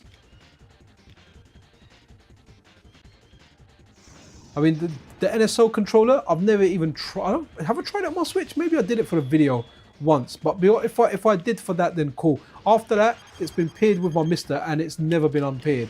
That's where I always used it. Whenever I played N64, I played with this controller.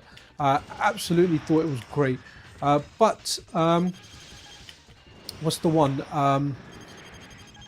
Yeah, now I've got it paired with the 3D.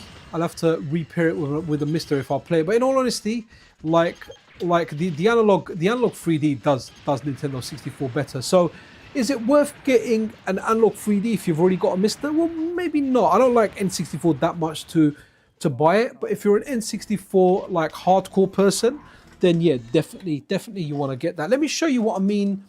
What's happening with this analog 3D controller, and I've been quite vocal that I'm not a fan of this. I think the D-pad is terrible on it. Let me see if I turn it on.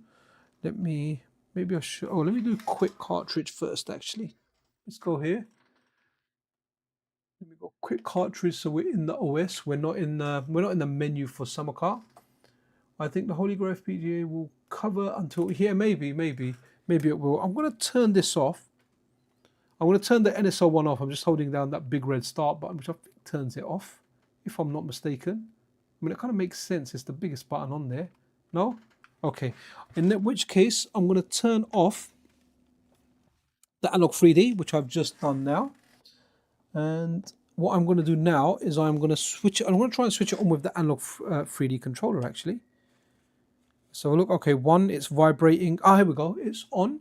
And if my Analog 3D powers on, okay, it's not powered on, but it's really weird. It's like my Analog 3D's connected to something. Sorry, not the 3D, the 8-bit DOE controller, but it's not. It's got that one light on, like it's connected to something. It's not. I don't know if I've just got a dodgy one, right? It hasn't turned on the Analog 3D, whereas the NSO controller has. Now, I might need to connect it via a wire. We should be getting an image here soon, guys. But in the meantime, have a look at that. Okay, Analog 3D is loading. Right, look, I'm connected. It says I'm connected, but I can't move anything around. It's really, really weird. I don't know if I've got a dodgy controller, but I didn't use it for ages. I bought it and I just left it there in a box. So I think I'm out of the return window on Amazon. Here you go. Look, did you see that? Please update your controller, right? It told me. So, here we go. Please update your controller to newer version 2.02, right? When I go, I can't move stuff over, right? But when I go over to my PC, I cannot I cannot update it. Like I go into the 8-bit app and I was thinking, okay, maybe there's an issue with my PC or something, and it's not the controller. But in fact, when it came, I've got like a whole bunch of controllers here. I've got I tried one of the ultimate USB Type C controllers, and that straight away it picked it up and it said to me, it said, do I want to update the same controller to the same version firmware to the same version firmware? It was like 0.9 or 1.9, new firmware 1.9. So I know the app is working. What I just couldn't do was I just couldn't update my own one. What's the actually?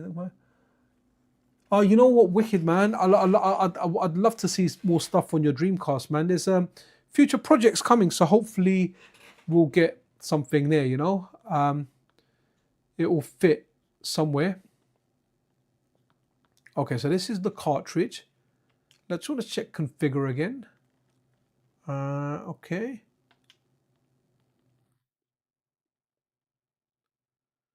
Oh, force progressive. We need to put that back on. Okay, unleash. Did we not have that on before? Okay, cool, cool. I haven't got any like dud games. Are you using firmware? I'm using firmware updater. I can let me go to it on my PC because I've got a folder on my desktop. It's called 8-bit though firmware update data version 2.49. Is there a newer one out or something, Takumi? If it is, I can grab it at some point later. But I've had this same one on there for ages. You know, I would be under the impression that this would kind of like auto update itself. I mean, I'm happy. I'm that 8-bit though controller. I'm not going to use it, man. I'm not going to. I don't like it too much. I actually prefer for N64 stuff. I prefer now that it's got the NSO controller on there. I'm really not that fussed about it. Hey guys, remember we could watch videos on here. So a little bit of Steamboat Willie. Why not? Why not? Why not? This is out of copyright, so that's really cool. It means you can play it on your channel and whatnot. Even 20 FPS would be playable for now. Okay. Well, 20 FPS, we know with the Nintendo 64, we can, what is it? Yeah, we played games, even like GoldenEye drops down to single digits in FPS and on some very strenuous parts. So by the way, guys, I thought I'd run this because there's a way to use the LibDragon software development kit to convert videos over to a Nintendo 64 ROM. Which is really interesting. So big shout out to XY Calais, who actually put together a few, he took one of my YouTube videos, turned it into a ROM, and as well as that, they done one for Video Game Esoterica, and they done Steamboat Willie, and they done a few others. So like mad props to them, man, for actually doing it. Like really good stuff. But yeah, Steamboat Willie, it's out of copyright, came out of copyright like a year or two ago. It was pretty amazing. Yeah, I know I team you quite well. I did a little project from Mega Drive. Oh, wicked! A couple of years back. Oh, wicked, man. Sniper Mike, how you doing? Who made Ashley a mod? Who's Ashley? Oh, Ash. Oh, I did. Ash is freaking awesome, man. He's like he's the best in the business, man. Don't be a hater. No, all good, man. All good, Ash. To be honest, it's just more there because you can post links as well. Phil, you don't need to govern over here or anything like that. You know, I might say to you if someone's really misbehaving, I might say to you, look, Ash, do you mind just kicking them out or something? If not, I can do it as well. There you go, guys. That is Steamboat Willie. So yes, we can play cartoons on here. Look, it's they even did one of my episodes. Here we go. So they did that, and it just runs on here. So let's see.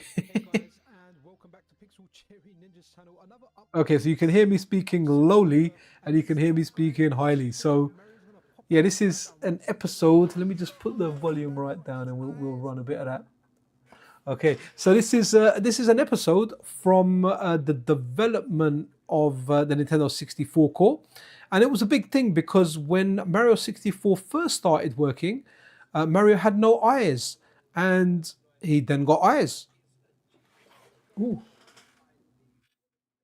Okay, yeah, I'm like, I can still hear the volume, and I just realized I've turned down the capture card, but obviously I can hear it on my TV. Yeah, so this is a video. This is one of my episodes on this. I really chuffed with this, to be honest. It was definitely good fun to see this. But if you do want to get videos on there, you're not gonna get like the best quality out of the Nintendo 64, but you can potentially run games on a CRT. It's not the easiest thing to do, from what I recall. There is quite a process in there. I think you have to convert it frame by frame, but naturally, I'm sure there'll be a process for that. But yeah, it'll be kind of tough to do that. But yeah, that was kind of interesting seeing that we've got yeah, cross-eyed Mario. Yeah, we had no-eyed Mario. Ash, that's what we had. We had no-eyed Mario, man. And like Mario 64, I always say I'm not into 3D platformers, but because I've done so many Mr. Development videos and streams, we checked Mario 64. I can probably speed run the first level now, but that's it. I never even bother playing the second one. I always ever run like the first level. So let's go reset that. Again, absolutely love this stuff. And see, look, on the 8-bit DOE controller, what would happen here is, look, I'm moving it down and up, and I'm not getting any false inputs on the Nintendo NSO controller, right? On what would happen is, when I would be using the 8-bit DOE controller, it'd be like, I'm moving it down, and all of a sudden it will go through to my history. Oh, that's a really good game, actually. Oh, let's go Rogue Squadron. Someone mentioned, I think, was it GameSack, mentioned that the menus in this are still muddled up. So that's interesting. So I can't remember if the EverDrive has history. See, that's an advantage as well with the Summer Cart. If it has history, I don't know if the EverDrive has it or not, but it's nice to see that we've got history on this. It just means, if there's games that you're playing regularly, you can go on there. I don't know if this has favorites or not, but wow, this looks superb, man. It looks really nice. Really nice. Ooh, what time we got? Wow, okay, yeah, I can still stream for between half hour and an hour for good time. Well, what's this? Tego works for Analogue devices. Yeah, but it's not. It's Analogue devices. It's obviously not Analogue. Different company, as far as I know, on the Analogue stuff, which means he needs to know everything about both the digital stuff and the Analogue stuff. Wow, wicked. Yeah, Hotego's very talented, man. I never hide it, man. I'm a proper JT fanboy, man. I got into FPGA gaming because of his CPS2 core, essentially. Well, CPS1 and CPS2. And I like the arcade games he's brought over, man. Amazing. So apparently the menus are all garbled. Hey, yeah, I'm not getting that, right? Well, let's see if anything changes, right? I think that's the only level I can still do.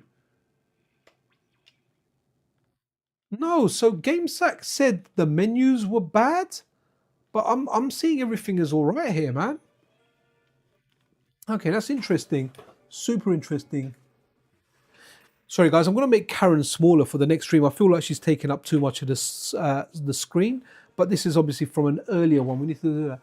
I'll be signing off for today. Have a great evening. No worries, BearOnGuitar. Wicked, man. Absolutely superb, dude. Appreciate you. Appreciate all your time. Appreciate you.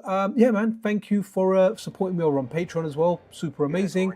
And yeah, we'll talk soon, no doubt. And keep up the great work with those borders, man.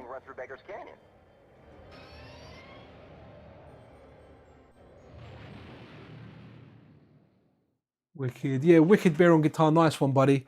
Always like legit having a pleasure having you around, man.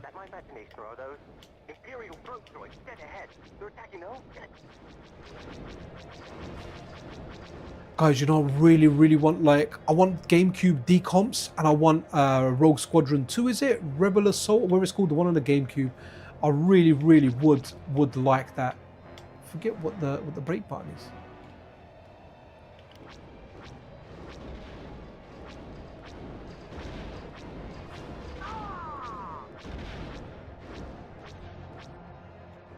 Man, when's Mandalorian, the next season, coming out, man? All my family watched that. They absolutely loved that.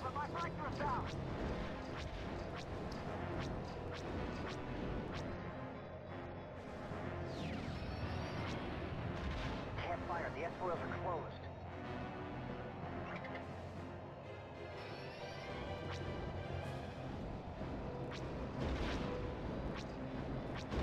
Okay, this is one of the games I feel has aged well. I think maybe we should try, what's that again? The Racer. The racing game. Episode 1 Racer, Pod Racer. That might look really good on here.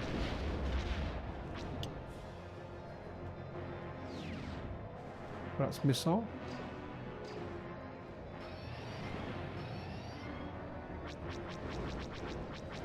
Did we shoot the speeder? I can't remember. No, maybe not. Okay.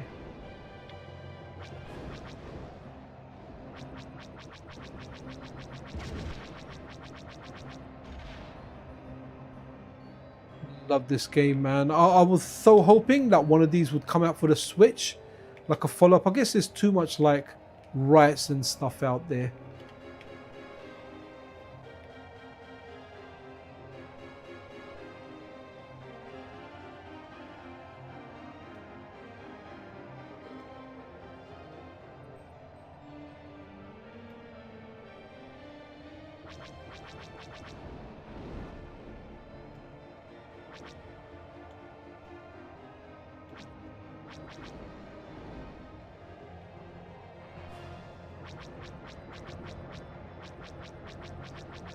Is that the last one? No, there's more.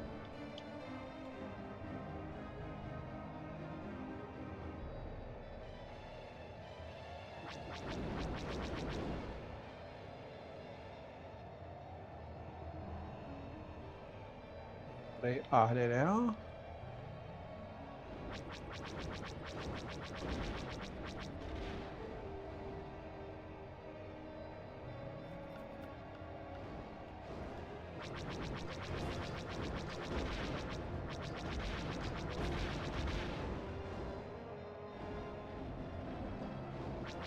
I actually started playing that game Star Wars Outlaws. I need to go back to it. I haven't played it for a while. Bit of a slow burner though, I have to say. Just wanted to get into like some crazy action parts, man.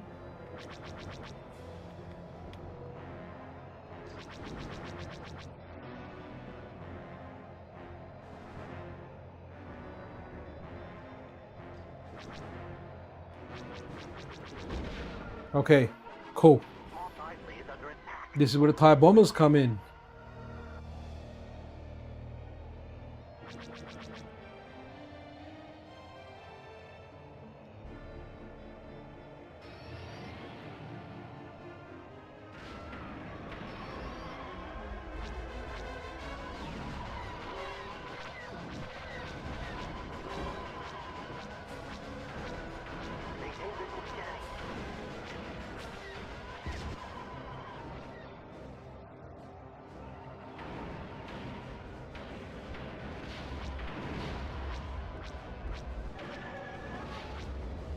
Man.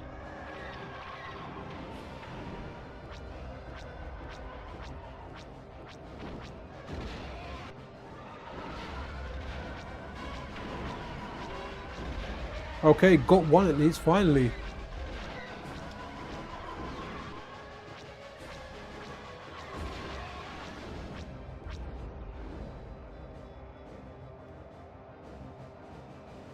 I love that you can shoot the little, I think it's a sand folk down there, man.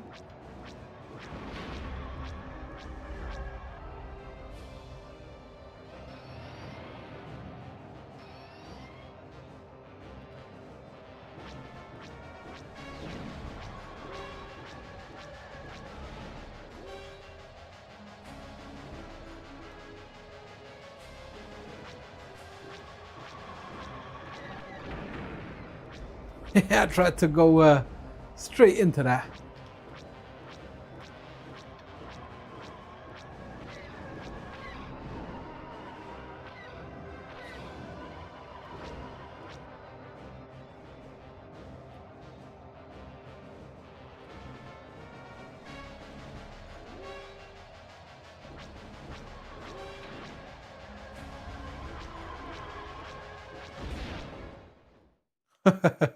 Okay, I think they got blown up there. Oh, no, maybe we did it. Okay, we kind of did it. Kind of feel bad at how badly I did that, but hey, never mind. Oh, I had a game in mind. I can't remember what it was we were going to check out. We were going to check something out. I had something in my mind. I was like, no, that's the game I'm going to check out. What game was it? Oh, man, can't remember. So let it save because I would like to do the second level. Wicked. We go back out and hopefully that's all saved good and well. Even I should really save stuff on the EverDrive. But we're on this now, so we'll leave with a bit of this. Yeah, Minimig was a huge draw for me to FPGA as well. Yeah, man, Minimig is wicked. I love what Amiga Vision have kind of done with it, with the front end on the Amiga and everything. Actually, it just looks absolutely amazing. No, I had a game in mind and it just complete. Oh no, Star Wars. It was Episode 1 Racer, wasn't it? Whoops. Oh, that's me trying to scroll down the page quickly. No. So how do I? Oh, that's it. Let's see. I mean, can't really. There's no complaints about this. At all. All right. Okay. So. Oh, Battle for Naboo. That's always something I wanted to play. Right. Star Wars Episode 1 Racer. Yeah, absolutely super. Dr. Mike, he might have presets through. Apparently.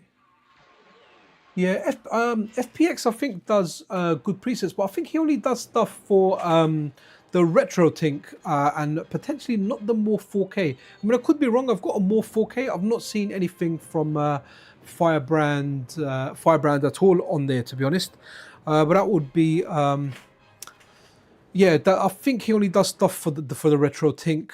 I think those guys are quite exclusive. They don't like sharing their stuff with the more 4K. I have a more 4K. I love it, man. I love the guys. I love being on their Discord. Really friendly bunch. Really cool guys. Very down to earth. Just really nice people, man. And I only want like a clean thing. But I have to say that it does, you know, no one could argue that when it comes to like a better community or better community kind of led projects and community led kind of presets, then definitely without a doubt the RetroTink has more than the more 4K. When it comes to social media presence as well, and you know, like a lot of the poser stuff, the RetroTink has a lot of that going for it as well, whereas you know, the more 4K is just the product. It's cheap, it does what it says on the tin, it upscales it, and I upscale stuff to like raw, the raw image. I'm not so interested in the scanline stuff because all that stuff just, by the time it comes over to you guys on YouTube, it looks really bad. So I just tend to stay away from that. But yeah, Firebrand, I know he makes stuff for it, and I mean, I speak to the guy sometimes over on X. Seems like a decent enough guy. I mean, I'd personally love it if the RetroTink profiles are open source and they're on GitHub. I'd love it if someone just ported all that stuff over to the more 4K. So RetroTink to 4K, you know, as long as if it's on GitHub, it's open source, and you stick to the license conditions by keeping your code open. I mean, that would be absolutely amazing to get that on there. I don't know if anyone out there will undertake something like that, but that would look amazing. Talking of amazing, I have to say, this racing game does look fabulous. Really good. What time we got? Yeah, actually, you know what, guys? About another 20 minutes, we're going to end it because I'm feeling tired-ish, man. I didn't get a chance to sleep, man. My kid and him being super bloody intelligent at maths. You know, you can't tell your kids we're gonna put him on the next. Oh, is he really? Okay, I mean, to be honest, my interactions with him have been okay. I can't really say anything bad about him, man. Like he's been respectful. He's been all right. Like no issues there. I mean, I do see a lot of people as RetroTink loyalists, but that's them. You have your fanboys, and you know, you like that, cool. That's what you like. That's fine. I mean, to be honest, I can't really say anything bad about that because you know what, I'm quite biased towards the stuff that I like. Like I like the more 4K, and honestly, I have no need for a RetroTink. I don't need it. The Morph does everything I need it to do. So I do have a bias toward that. I have a strong bias toward the Mister because I like the bloody Mister. It's amazing. I have a strong bias towards Hatego because he brought a CPS1, CPS2. But I don't hide my biases. I'm very open with it. I'm like, I like this. These guys gave me this, and I like. Look, I've got the Octopus. Wow, this looks good, by the way, guys. I've got the Octopus TR stick coming. And that's like a $450 stick, man. And, you know, I've got all the cables and stuff coming. Guys, I am going to be shilling that thing, man. Like, I'm going to be shamelessly shilling it because, you know what? Look, the way I see it, right? People will say a shill, and I will shill stuff. Well, I'll only shill stuff that I like and I genuinely believe in, right? If it's something I'm not so keen on, then I'll make it quite clear that, look, I'm not, I'll try and say it in the most respectful way I can, because there are people behind stuff and I don't want to be an idiot to them. But like the tournament edition stick is something that I want, so I'm going to be, so when I get something, right, if someone sends me a product, right, and it's worth $500, right, I want them to feel that they have got their money's worth out of there, right? And I'm not going to push something and be like, hey, get this crypto coin or buy this AI project. By the way, I know a lot of people hate AI. I'm not a major AI hater. I see like the benefits of it and I see like the bad stuff of it. It's made a lot of my work like a heck of a lot easier, man. When I have to write like big documents for stuff, it's like having a really intelligent assistant but having a really dumb assistant at the same time. But yeah, that's kind of AI. And so right, so the stuff that I get a lot of emails like, oh, there's this AI thing, would you want to, I just ignore those emails. But when it comes to like taking stuff that I like a more 4K, a Mr. Pi, these are genuine products, sorry, right? That tournament edition octopus stick, right?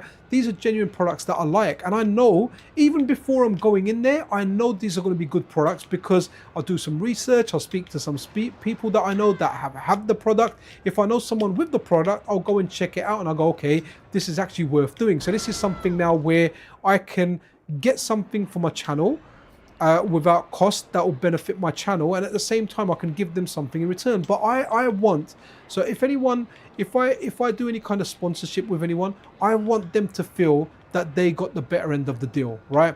I just want them to feel that, you know what, we collaborated with Pixel on this, you know, and he done us justice, right? And you know, if it comes to like them like asking about me 20 miles, I'll be like, look, this guy's cool.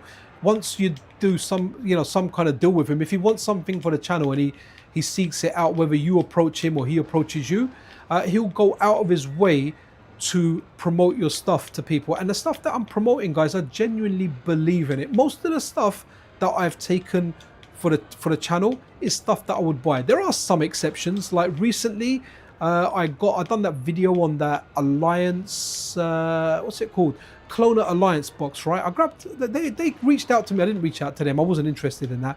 I reached out to the tournament stick, I reached out to Morph, right, you know, the 4K, because I wanted that stuff, right? But these guys approached me and they said they've got this box you can record on it without having a PC. And I thought, okay, that kind of sounds interesting, because I take my Mister to various friends' houses. I even take a monitor with me because often their TVs have bloody lag in there.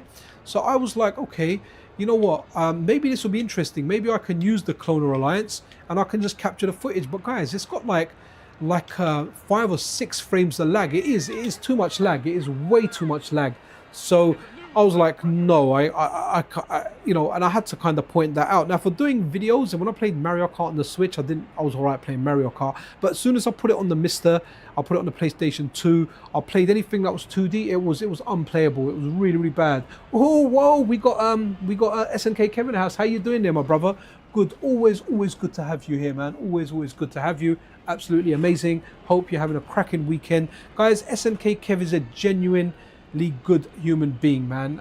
You know, he's a medical professional, so a lot of times when you get people that are that are caring for people that are unwell, it's usually because they're very caring people themselves, and SNK Kev is one of those people, man. We refer to him as my brother from another mother. Absolutely nice guy. I've got a lot of respect for doctors, nurses, even consultants, people that work in that field, because they are genuinely helping people that are in some kind of anguish, some kind of distress. So super amazing.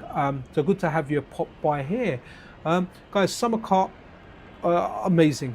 We on this stream we've covered real cartridges, the EverDrive, the Summer Kart, and the Summer Kart is on par.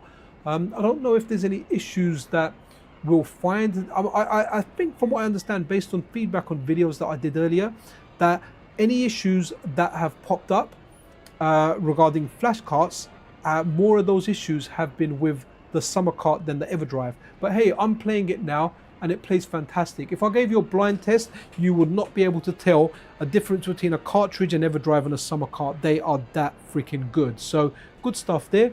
Let's press that reset. And let's have a look at something there. Electronic like a PGM. You know what? Hopefully PGM will come at one point. The thing is, there's a lot of work. Like I speak to Hatego, and there's a lot of stuff that he wants to implement before he does his core. He doesn't want to do it with MAME guesses. He wants some reverse engineer stuff. Then sometimes he hits like a roadblock with stuff, and it takes him a while to get over it. For example, Premier Soccer. It took Hatego a long time to get the sound to a level that he considers like acceptable. You know, it took him a long time. So imagine you've done like a lot of this, and there's a 5% thing that's bugging you. Currently, also he's working on. I'm going to go and put on Banjo Kazooie because I ran this the other day on the decomp, and it runs really, really well. And let's see what it runs like on Unleash mode as well. But that'd be interesting. Yeah. So he's trying to get. Neo Geo Pocket and Neo Geo Pocket Color saving working, and you know it's quite a challenge for Hatego and his team, given that he mainly does arcade games. And I can tell you now that Hatego and his team, like I know Hatego personally regrets taking on like the Neo Geo Pocket and the Neo Geo Pocket Color. You know, it's like I do arcades and that's what I'm sticking to. You can probably bet your bottom dollar that he's not going to do a console or a computer again. He's just going to stick to arcade hardware, and that's what he does. Okay, but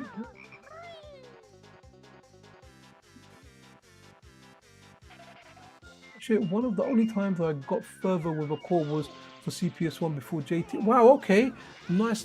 That Ash, man. Ash, you know what? We need to get your focus on. So when you do something, you see it all the way through, man. You see it all the way through. You're like, you know what? I'm Ash, and this is me.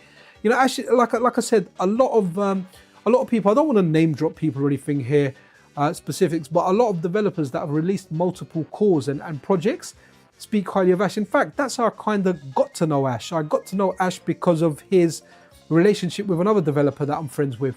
And they spoke highly of him, and they were like, "Nah, man, this guy proper helped, man." And even they were saying like when they come over to UK, I was going to meet them. They were like, "Look, there's two people I want to meet in the UK when I come," and Ash is one of them, and obviously I was the other guy, man. It's nice. It's a good circle. The FPGA gaming crowd. It's a good circle. There's a lot of good people that I've met on this. Like really nice. You know what's really cool is this is one thing I love about FPGA gaming, right? And I guess even retro gaming in general. But for example, what happened was we all, right? So I'm 48 now. So there's people similar to my age, some older, some a few years younger, some a decade older, some a decade younger. But a lot of us were around for the same-ish era, right? So we all had our hobbies, right? Our gaming and all this stuff, right? And you know, when we got older, whatever, work, family, we went through different phases, whatever it was. In my case, it was living UK garage, DJing, the party life. And then you kind of like slow down, you get married, and I got back into gaming. And then when I got into this, especially the arcade side, guys, I have a strong bias towards arcades. You know, that arcade side, reliving it in FPGA it's just really cool. So when you meet other people on this scene and you speak to them, your hobbies are exactly the same. And this is one really good thing about the internet. Like, I hate the internet. I mean, I'm streaming on the internet now. I use it daily. I use it for my work. Pretty much most of my work is done, you know, using online stuff, right? But like, what is it? The internet. I remember like playing Street Fighter in arcades when you know, you'd go to different areas. Like someone would tell you. So let's say you lived in North London and you had a friend like that lived in South London, and you met up with him. He would play you, and he'd be like, "Oh, there's a guy in South London that's really, really good." And then what would happen is he'd speak to the guy in South London, and he'd speak to you guys in North London, and you'd arrange a time to meet either in Central London, or one would go to South, or the other would go to North, or you'd go to different areas within North London even. I'm just using ballpark examples here, and that's how you kind of met. And then you'd meet someone, like you might be the best in your circle of friends or in your local area, but then there'll be someone in another area, and it was always interesting because you'd get the matching taking place, and then you'd want to see, you know, is, for example, like let's say Takumi, she was the best player in North London, and Ash was the best player in South London, and different people would know them and go, "Oh, I know Ash is really good. I know Takumi, she's really good." And then other people, acquaintances, You know, like on Discord when you got friends of friends and it shows you who they're friends with, right? And you can see like your mutual friends. So then what would happen? They'd arrange it and everyone would go around to watch. So when the internet came about, I was playing Street Fighter a heck of a lot then, like a heck of a lot, arcades, online, everything. So I'd go onto shorayukin.com, and anytime I went to a different country, Italy, Holland, wherever I went, I would just post. I'd be like, look guys, I'm coming over here. And all of a sudden I'd get in touch with like the Italian players. They'd be like, yo, Pixel, they'd come pick me up from the airport. So I'd be like on a holiday with like a family member. On this occasion, I was there with my cousin. So yeah, I was there and I was like hanging out with family and everything. Yo, Spitfire RAF is in the house. That means the stream is successful. He has turned up. The missing element is here, guys. Spitfire RAF is here. So anyway, going back to that thing, the Italian players, I would meet up with them. I went for a munch with them. We played Street Fighter all night. They dropped me to my hotel room at night where I slept, and then I went back I met them. They lived close to Milan actually, and I was staying in Turin with another cousin of mine. So yeah, that was interesting. So the internet has brought people together, and so you're into arcade gaming, you're into FPGA gaming, heck, you're into Banjo-Kazooie. No problem. Like, you meet people on the internet that are into the same stuff. Oh yeah, Smoke Monsters, awesome, man. I mean, even before I got into FPGA gaming, I remember buying like EverDrives and those, well, different flash carts actually. I bought, what was it, an Omega Easy Flash. Then I bought this Ever something. I bought like a few different flash drives for my different Game Boys, right? And I was looking for packs. And when I found the Smoke Monster pack, I was amazed. The way that they were indexed was just superb. I was like, wow, this is amazing. Like, you've got them in genres, subgenres, lists, best of. I was like, wow, I mean, they take up a lot of space. Like, let's say a complete ROM set is 100 megabytes, right? By the time you download the Smoke Monster packs, instead of 100 megabytes, you've got like 300 megabytes, but it's the same games in different folders. It's done really, really well.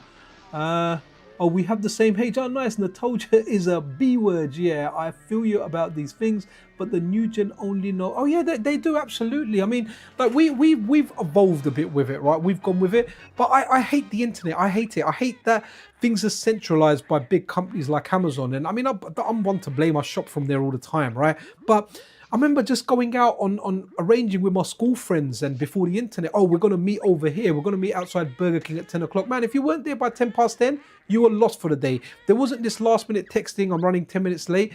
You were late, you wanted to meet at 10:30, no problem. You had to call your friend's house phone, had to speak to the mum, where the mum was like, oh, sonny boy, little Pixel, I remember you when you were little. You're growing up to be such a handsome young man. And you're like, oh man, and you know, how's your mum doing and all of that? You all right? Yeah, your sister must be getting bit. And you had to go through all that to get through to your friend to do that, right? And then when you went out, when we went out to central London, or even North London or Camden Town, which is kind of northish London, we'd go comics, we'd look at video games, there'd be import stores out there. Retail was booming, guys. It was bloody booming, right? We would be out there, you could find stuff. There was no internet. Everyone was setting up shops. It was wicked, guys. My kids will never experience that, right? My kids, this is what happens, right? Oh, Dad, can we get a new toy, or can we get this? Do you know what they always want? They always want bloody V-Bucks. And I'm like, no, let me get you something tangible. So anyway, like when they say they want a toy, do you know what they do? They come around me on the sofa and start looking at my bloody phone because they want to look at Amazon to get something, man. So it's nuts. It's absolutely crazy. And they'll never experience what I experienced as a kid. I mean, I take them to a shop and they don't have it in stock. They tell me to bloody go online. And I bloody hate the internet, man. I swear. I wish if we never got it at all. I got it. I mean, I'll miss it if it ever went, but I wish if we never got it, because I felt like life would have been a lot more balanced and a lot more better. I mean, who remembers going on a long journey, the batteries out your Walkman run out, or your Game Boy run out, or you didn't have a Game Boy, you had the book that you read 4 times. You literally had to just sit there and stare out the window, man. Journeys were bloody boring. I remember going on long journeys thinking, oh, this is taking forever. Now, if I'm going on a journey, I bloody love it, man. I can watch a movie. But I'm always bloody driving, so I'm the one. Other people are experiencing that. But Yeah, man, it was amazing. Best experience was going to. Oh, WH Smith was wicked, guys. I'm not saying it was me, but I know a guy that used to nick Amiga discs. I'm not confessing to anything. I'm innocent. But I remember reading the magazines there, man. WH Smith was the best because you never got kicked out from there, right? You never ever got kicked out. Whereas my local shops where they had all the news agents, they used to be like, "Hey, if you're not here to buy, get out of my shop."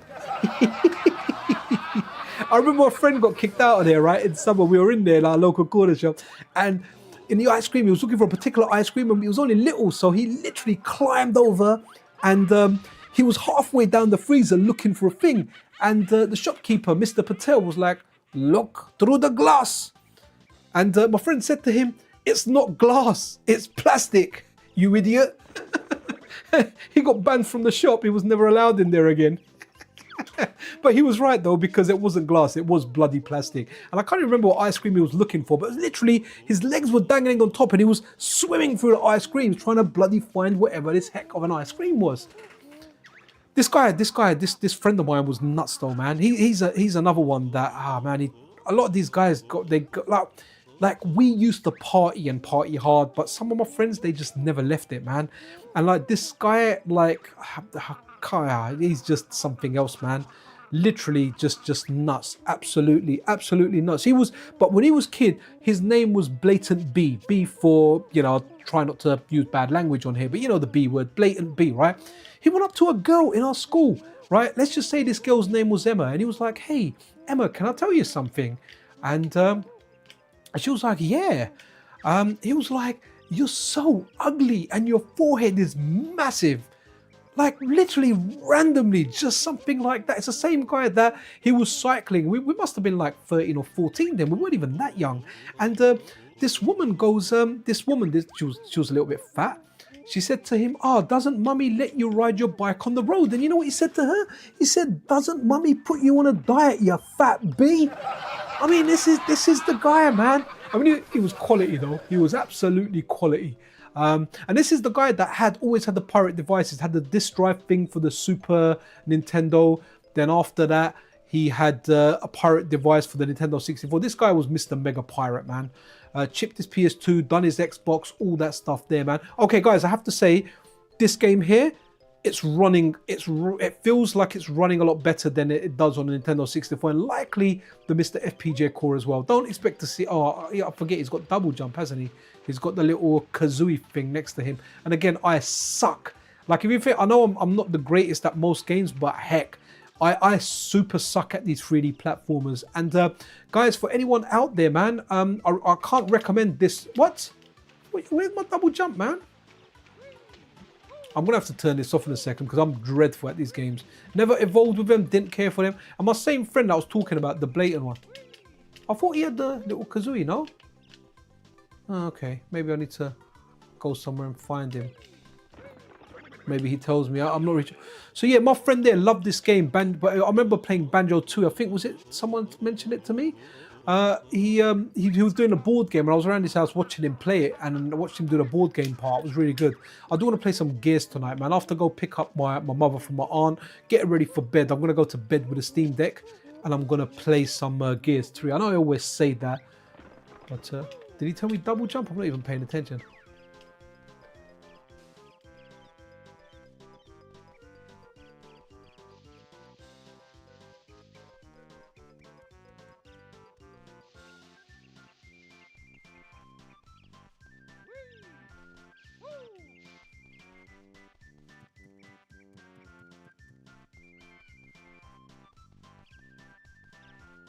Do you know what I do want to check as well? Actually, let's do that now.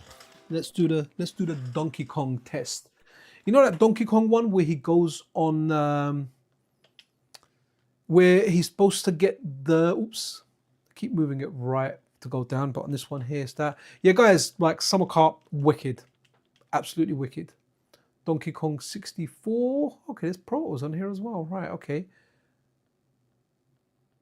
So I'm just going to run the attract mode on this because apparently he keeps missing those branches and stuff, which apparently doesn't happen on original hardware, but it was happening on the Analog 3D. I saw someone else do a video on there. Majora's Mask, yeah, Takumi, we can run a bit as Majora's Mask. I'm actually feeling all right. I know we've crossed the 2 hour mark, but I can go until 8 o'clock. That's what she said. Okay, let's have a look. But yeah, man, Analogue 3D is wicked, man. By the way, guys, if you wanna, the core developer for this, Mazamars, Murray Atkins, a buddy of mine since I've been into FPGA gaming. He's coming on 10 a.m. UK time tomorrow for a live stream. We're not specifically there to kind of talk about Analogue development. He's just coming to chill out and play some games on the Analogue 3D. But yeah, come along. He might be able to reveal some stuff. I don't know, but I'm not going to put any pressure on him. He's obviously worked hard for that, but his core is absolutely fantastic, man. It is brilliant. I need to do some timing tests. I need to do some timing tests where I run original hardware and I force the Analogue 3D into original hardware mode, and I run the Mr. normal core just to see which one's closer to original hardware. Because see, here's the thing. I like, when it comes to my arcade games, I actually like the slowdown for the most part. Double Dragon is a game where it's better without the slowdown, but stuff like Street Fighter would never get rid of the slowdown. It's a large part of my nostalgia, right? And I don't like any changes on there. I want it accurate to the original hardware. With stuff like the Nintendo 64, because it was essentially quite a flawed system in the respect that it was trying to push 3D stuff, but it just couldn't do it that well, right? You had lower frame rates where they wanted higher frame rates. So with this overclock features, with the PC ports, you are essentially getting what Nintendo wanted to do back then, but couldn't due to hardware limitations or cost limitations. It wasn't practical to do that stuff. Oh, then 1984 ruined everything. 1984, man. George Orwell, man. Great book, actually. Great book. Great writer. Google says Mr. was closer to 2018, but yes, some early stuff. I think it's 8 or 9 years old now, Mr. It's 8 or 9 years old, if I remember correctly. Yeah, around that. Okay, let's have a look here. So we've pressed start. So now apparently there's a vine or something that he should be getting. Let's have a look. I don't know this because like I always say, I don't play those 3D platformers. Did he miss a vine there, or I saw some vines there? Was he supposed to get them? I don't actually know. I mean, it'd be interesting to compare it against actual hardware. So that'd be something interesting to kind of check out. I have to say though, this Donkey Kong game does look alright. Like if I had this back in the day, I may have actually played this. Never read. Animal Farm's really good, man. It's a really good book. Really good book. Yeah. So George Orwell, 1984, Animal Farm. To be honest, I studied Animal Farm in school. I still remember, like, 2 legs bad, 4 legs good, and then it was like, what was it? 4 legs bad and 2 legs better or something, and 2 legs bad.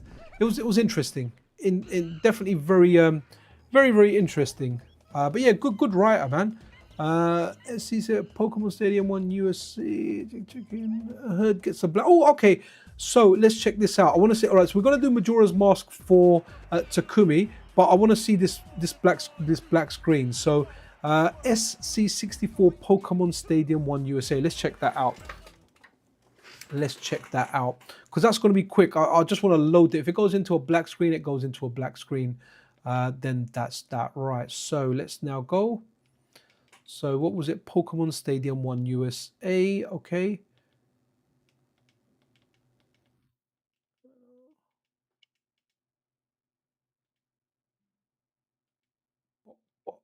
Pokemon. Here we go. Pokemon Stadium 1. Okay, so I'm just going to go for USA because you didn't say revisions or anything. And how'd you get Pikachu on a bus? Yeah, Pokemon. Hey, that joke. Right, let's go. So let's load this up. And let's see where we get, guys.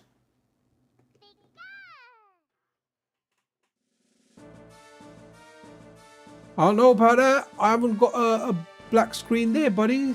Summer Kart 64, Pokemon Stadium 1 USA. Can you check? I heard you get a blank screen on boot. Other regions are fine. Also on the EverDrive X7. Okay, well, it's booted up. I'm going to press start. I'm going to go through a couple of the motions, but we need to do Majora's Mask. Let's go battle now. 1-player battle. Tell you what, this is a beautiful looking game.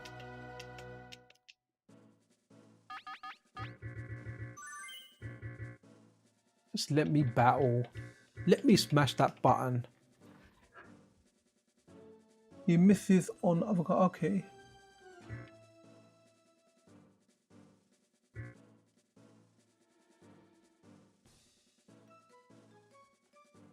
Okay, so what's this? My Donkey Kong 64 USA stock card grabs. Grabs the card. Okay. Are we? Okay, right. We're doing Majora's Mask. Let's do Majora's Mask. Okay, so that boosts up 33. Hopefully that answered your question there. So, oops. I'm pressing like right there to go down quickly, and it's not that.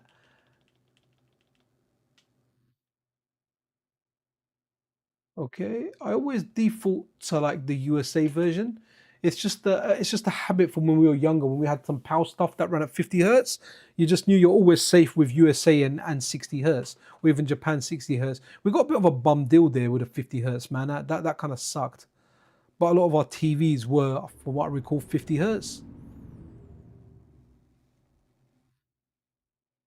Oh no, Ash, you got the. I remember you messaging me and saying you got an email from Analogue saying your 3Ds there, but you don't even you forgot that you ordered it. And I was actually contemplating, thinking, oh, shall I buy it off you because I didn't get it. And then obviously I managed to get one. Okay. Oh, so this isn't on forced progressive output yet. That's pretty weird. Is it doing? This is really interesting. Is it changing it per game now? Is the custom firmware right? Let's try something. Let me exit the cart. I want to try something here because on the EverDrive, this is interesting, guys. This is interesting. So on the EverDrive, it is one configuration for the EverDrive. Then whatever configuration you set for the cartridge, right? So look, when we go over here and we're looking at EverDrive, whatever configuration we set over here is what you use for every single game. So you kind of need to go in and adjust it for whatever game you're playing on your EverDrive before you go in there, because some settings you can't do when the game is launched. So let's go in here. Let's go to hardware. And what I want to do is overclock unleashed. That's fine. That stays there. Force progressive on. Okay, force progressive output is on. Okay. So what happened with Zelda Majora's Mask? Let's have a look here, because I'm pretty sure I saw that as off, unless I'm mistaken. So look, got to give props here, man. History, just go straight into it, right? Let's have a look. And I want to go back into settings, and we should be seeing force progressive on. Let's have a look. Okay, that's. Can you see that, guys? It's force progressive off. Let's see when it goes further into the game or anything. That's a little bit unusual. Why is that off? Anyone know why that's off? I mean, it was on when we started the cartridge. I know it says experimental out there. Also 32-bit colors off as well. Let's turn that on auto. Okay, that's unusual. Very, very unusual there.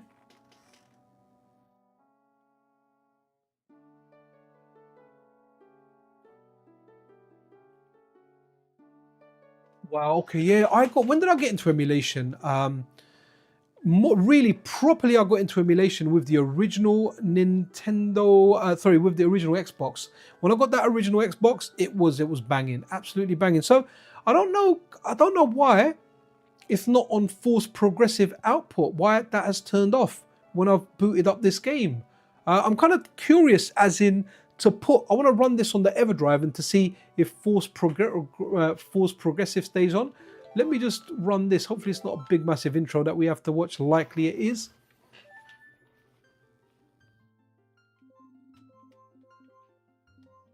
Okay, this is for you, Takumi.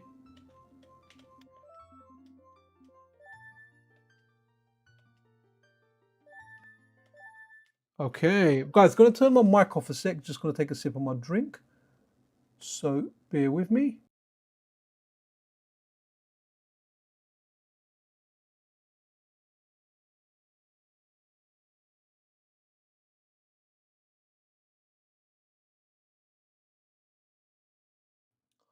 Oh, that was nice, man. Drinking while streaming is really nice. Not alcohol. I'm a teetotal guy, but Coke Zero. They have like these promotions at my work, and the reception team are like, "Hey, do you want a case of Coke Zero?" I was like, "Yeah, man, I took it. 24 cans for free, man." That was like at the very beginning of the year, I think. I was like, "Cool, wicked, thank you." So amazing. So again, Force progressive is off, even though I have turned it on. Why has overclock gone to auto as well? Sorry, I just noticed that, guys. We're gonna go back and check the settings, right? But I put force overclock on unleashed, and I put force progressive output on, and I don't know why we haven't got that.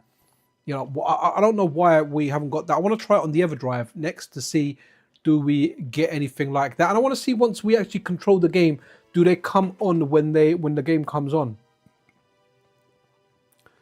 Yeah, Sniper Mike, you know what? Decomps are amazing, man. Absolutely amazing. I just want a game that are like, my favorite one so far has to be Star Fox. Star Fox 64 is amazing, the decomp. The one that I like is not really a decomp, is that Link's Awakening, but Nintendo got that taken down. I mean, I've still got the copy because I grabbed it as soon as it came out. It was absolutely banging, man. Absolutely banging. I need to do a video on that because you can literally zoom out the whole map and look at it. It is amazing. Absolutely amazing.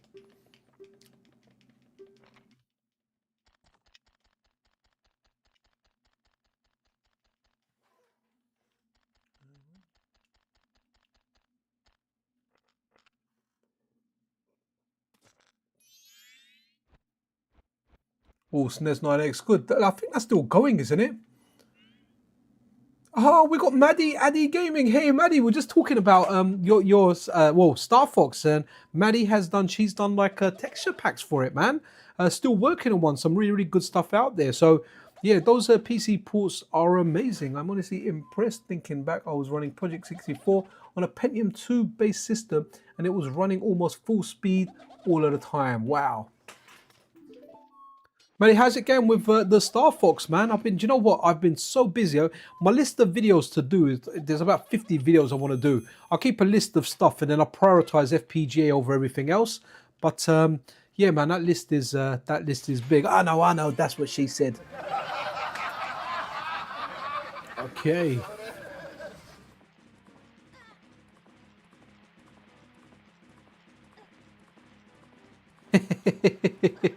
20 plus years, yeah, working on it. Excellent, good stuff, man. But yeah, looking forward to more of your work. Absolutely amazing. But yeah, that Star Fox is my favorite decomp so far, man. It's just amazing. It looks so good in ultra widescreen. Looks, even without the HD textures, it looks superb, man. It's just such a great way of playing it. Perfect Dark is good as well. Should pay a bit more attention to that. Yeah. Okay, so all right, okay, let's have a look. Is that back on now? No. So overclock is on auto. Force progressive output is still off. So I'm gonna be honest with you, that's a little bit. I don't know if this is. So let's see, because if that works on the EverDrive, so that's one advantage we're gonna have on the EverDrive. Right, guys, I'm gonna go load the EverDrive. I'm gonna quit this now. Let's go here. So just to have a look at configuration. So force progressive output, even though I turned it on and I put overclock to unleashed, it went. I'm just gonna, do you know what? I just want to make sure I'm not going crazy here, right? So let's put it on unleashed. Let's put force progressive. Right, back. I'm gonna go back and load Zelda Majora's Mask, but we don't look much of it. I am literally just gonna load it, and then I'm gonna bring up the overlay when the game starts to see if those options have been turned off. So this might be something that can get fixed. Okay, look. So force overclock is on auto, and force progressive has turned off once I've started the game. So I want to now try it with the EverDrive, right? Same game. Okay, so now that should be the EverDrive now. Have a look at this. It'll be interesting. It will be really interesting. Let's have a look. So let's go into no intro.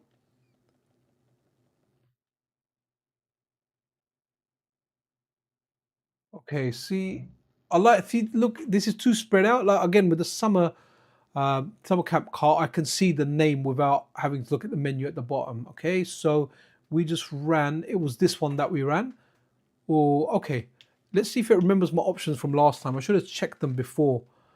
Now 20. Now that's what I call music. Who remembers those? I got Street Fighter 2 CD with a magazine. Nice. Right. Let's see. Sorry, no. Okay. So look. You guys, you see that? You're seeing that? That has, I'm going to go again, and I'm just going to go. Right, so something's up with the summer cart here where it's not supporting unleashed mode, and it's not supporting, what was the other thing? Right, let me go. The two things that they weren't going on there. Unleashed, yeah, that's staying on, and forced progressive output. That wasn't, so on the summer cart, look, we've left these on now, yeah? We've left these on. When I load it up and I load the game, it remains on there. So, you know, okay, you're paying a lot of money for an EverDrive, but is this an advantage? I'm sure this is something that can get fixed, but at least as it stands currently, it looks like those settings can't be used on there, can't be used on a summer cart. So I don't know how much of a deal breaker that is. Maybe, I mean, the Unleashed mode is really, really good. It's really, really good. Really, really good. Oops. Okay. Yeah, so the Unleashed mode and forcing it to progressive mode is working on the EverDrive, but it isn't working on the Summer Cart 64. So that's kind of interesting. So if you've got the X7 and you know people are taunting you saying, you wasted your money, I got a Summer Cart, you can say to them, ha ha ha ha, well guess who's laughing now, you don't currently have Unleashed mode on your Analog 3D, and you can say, look at the extra frames I have, you don't have those frames, you damn peasant.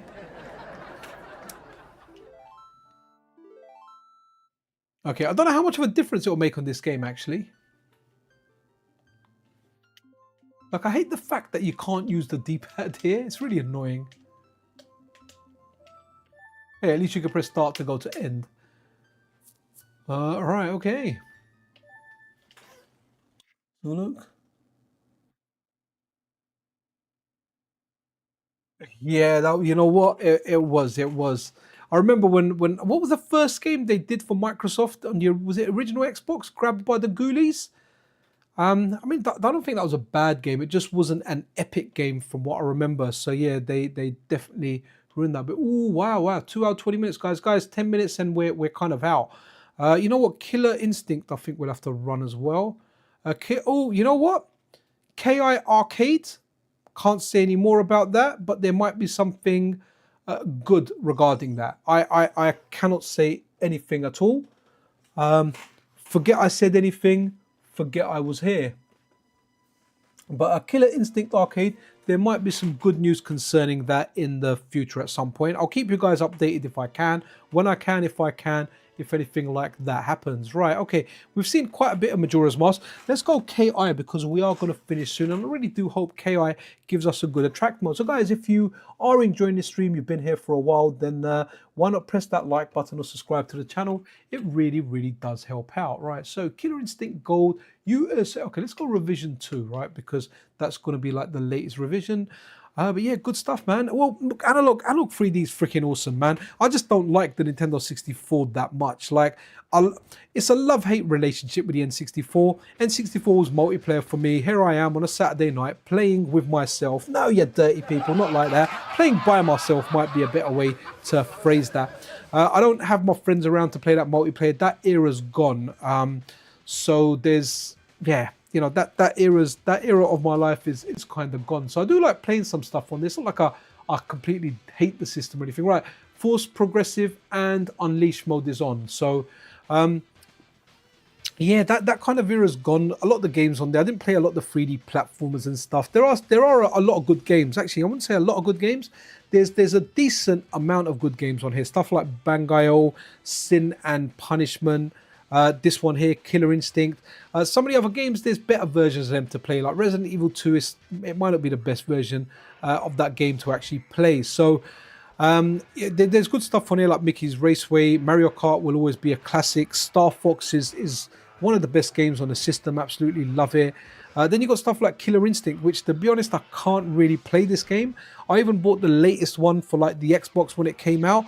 Really good game, but there's a heck of a lot of stuff that you need to learn for fighting games now. You know what? I bought that bloody City of Wolves games, man.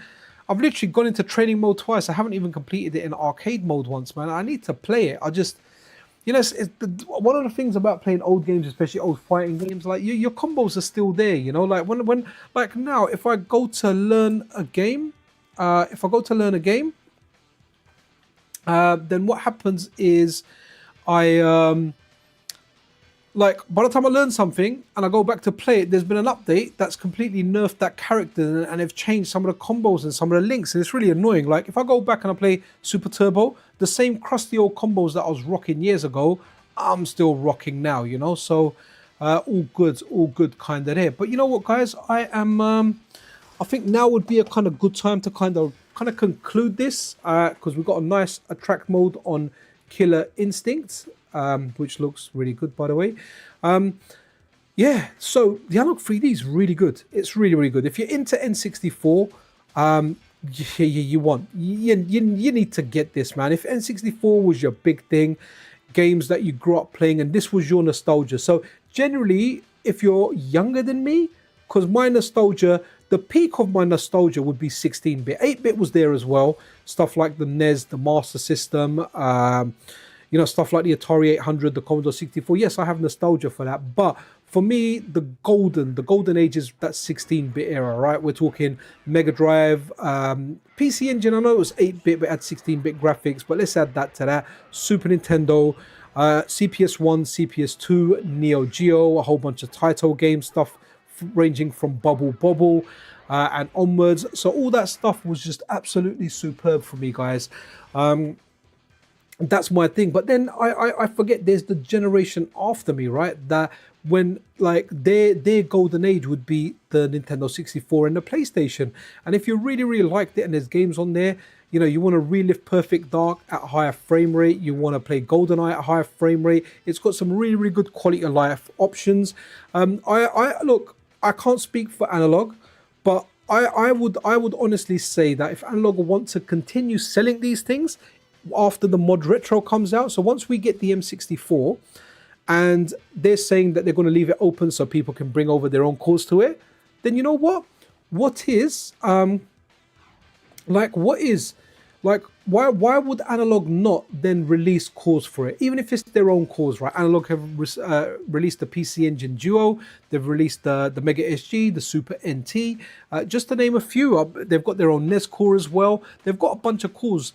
They've got cores that they brought out for the Analogue Pocket, like the Neo Geo Pocket Color, the Atari Lynx. So why not release even your own cores on there to make it more appealing? Because guys, look, Analogue released those colors, and definitely, look, having mod retro release or go for the M64 has definitely affected the way Analogue have released their stuff, the way Analogue have done business. It's different when you're doing business in a field where you have no competition. Once you get competition releasing the same system, man, the heat is on. If Mod Retro got there first and they done a better price, they had it open, then 100% it's going to affect Analogue sales. Analogue have got there first, they're gaining that momentum, and I'm gonna take a guess here now, right? And I reckon by the time I'm gonna make a prediction here. I could be completely wrong, but if I was doing this, if I was Analogue, this is what I would do, right? I'd have a whole bunch of cores, yeah, available, ready to go in an update. My own official cores, right? And as soon as Mod Retro was about to go live, or they said, you know, you can now order your thing or whatever, bang, I would just release all those cores, man, just to cause disruption. And I would put my Analogue 3Ds out there, and I'd even put like a $10 or $20 discount just to kind of get more of those out there, right? I would do something drastic like that to put them off the core, because it's got to be scary going against Mod Retro, because Mod Retro, the owner of it, has got lots of money, and really it's not really their livelihood, whereas for Analogue it is their livelihood. It's someone that's just got a lot of money, has gone, you know what, I grew up playing games, I'm going to start making my own FPGA games. I'm going to make the Ultimate Game Boy, I'm going to make the N64, and I'm going to keep doing that. So it could well be that we start seeing other stuff very soon with Analogue. Again, this is just speculation. Again, doesn't mean anything. Yo, Chris's Retro Gaming here. How you doing, man? Terminator, this one's for you, buddy. For you. Where is it? There you are. Yes, Karen takes the heart from Terminator. Amazing. Right, okay, guys, I can talk on for ages, but I really do need to go. Thank you, everyone that stuck around. Analog 3D it's a good bloody console, man. I do like it, and you know, unless there's a or a PC port of a game, then Analog 3D is likely the best way to play it. Mind you, don't rule out software emulation. That's really good as well once you upscale stuff. But we know N64 emulation isn't the best. So Analog 3D is awesome. Anyway, guys, if you're not subscribed to the channel, then you know what? Subscribing is very, very cool and helpful. It makes you really nice, and you get that warm feeling inside that you've helped a random YouTuber. And press that like button, do all that good stuff, guys. It really does help out. But that's it, guys. Be freaking awesome to one another. Thank you all for hanging out. You guys are freaking awesome. This is Saber Wolf and Pixel Cherry Ninja out.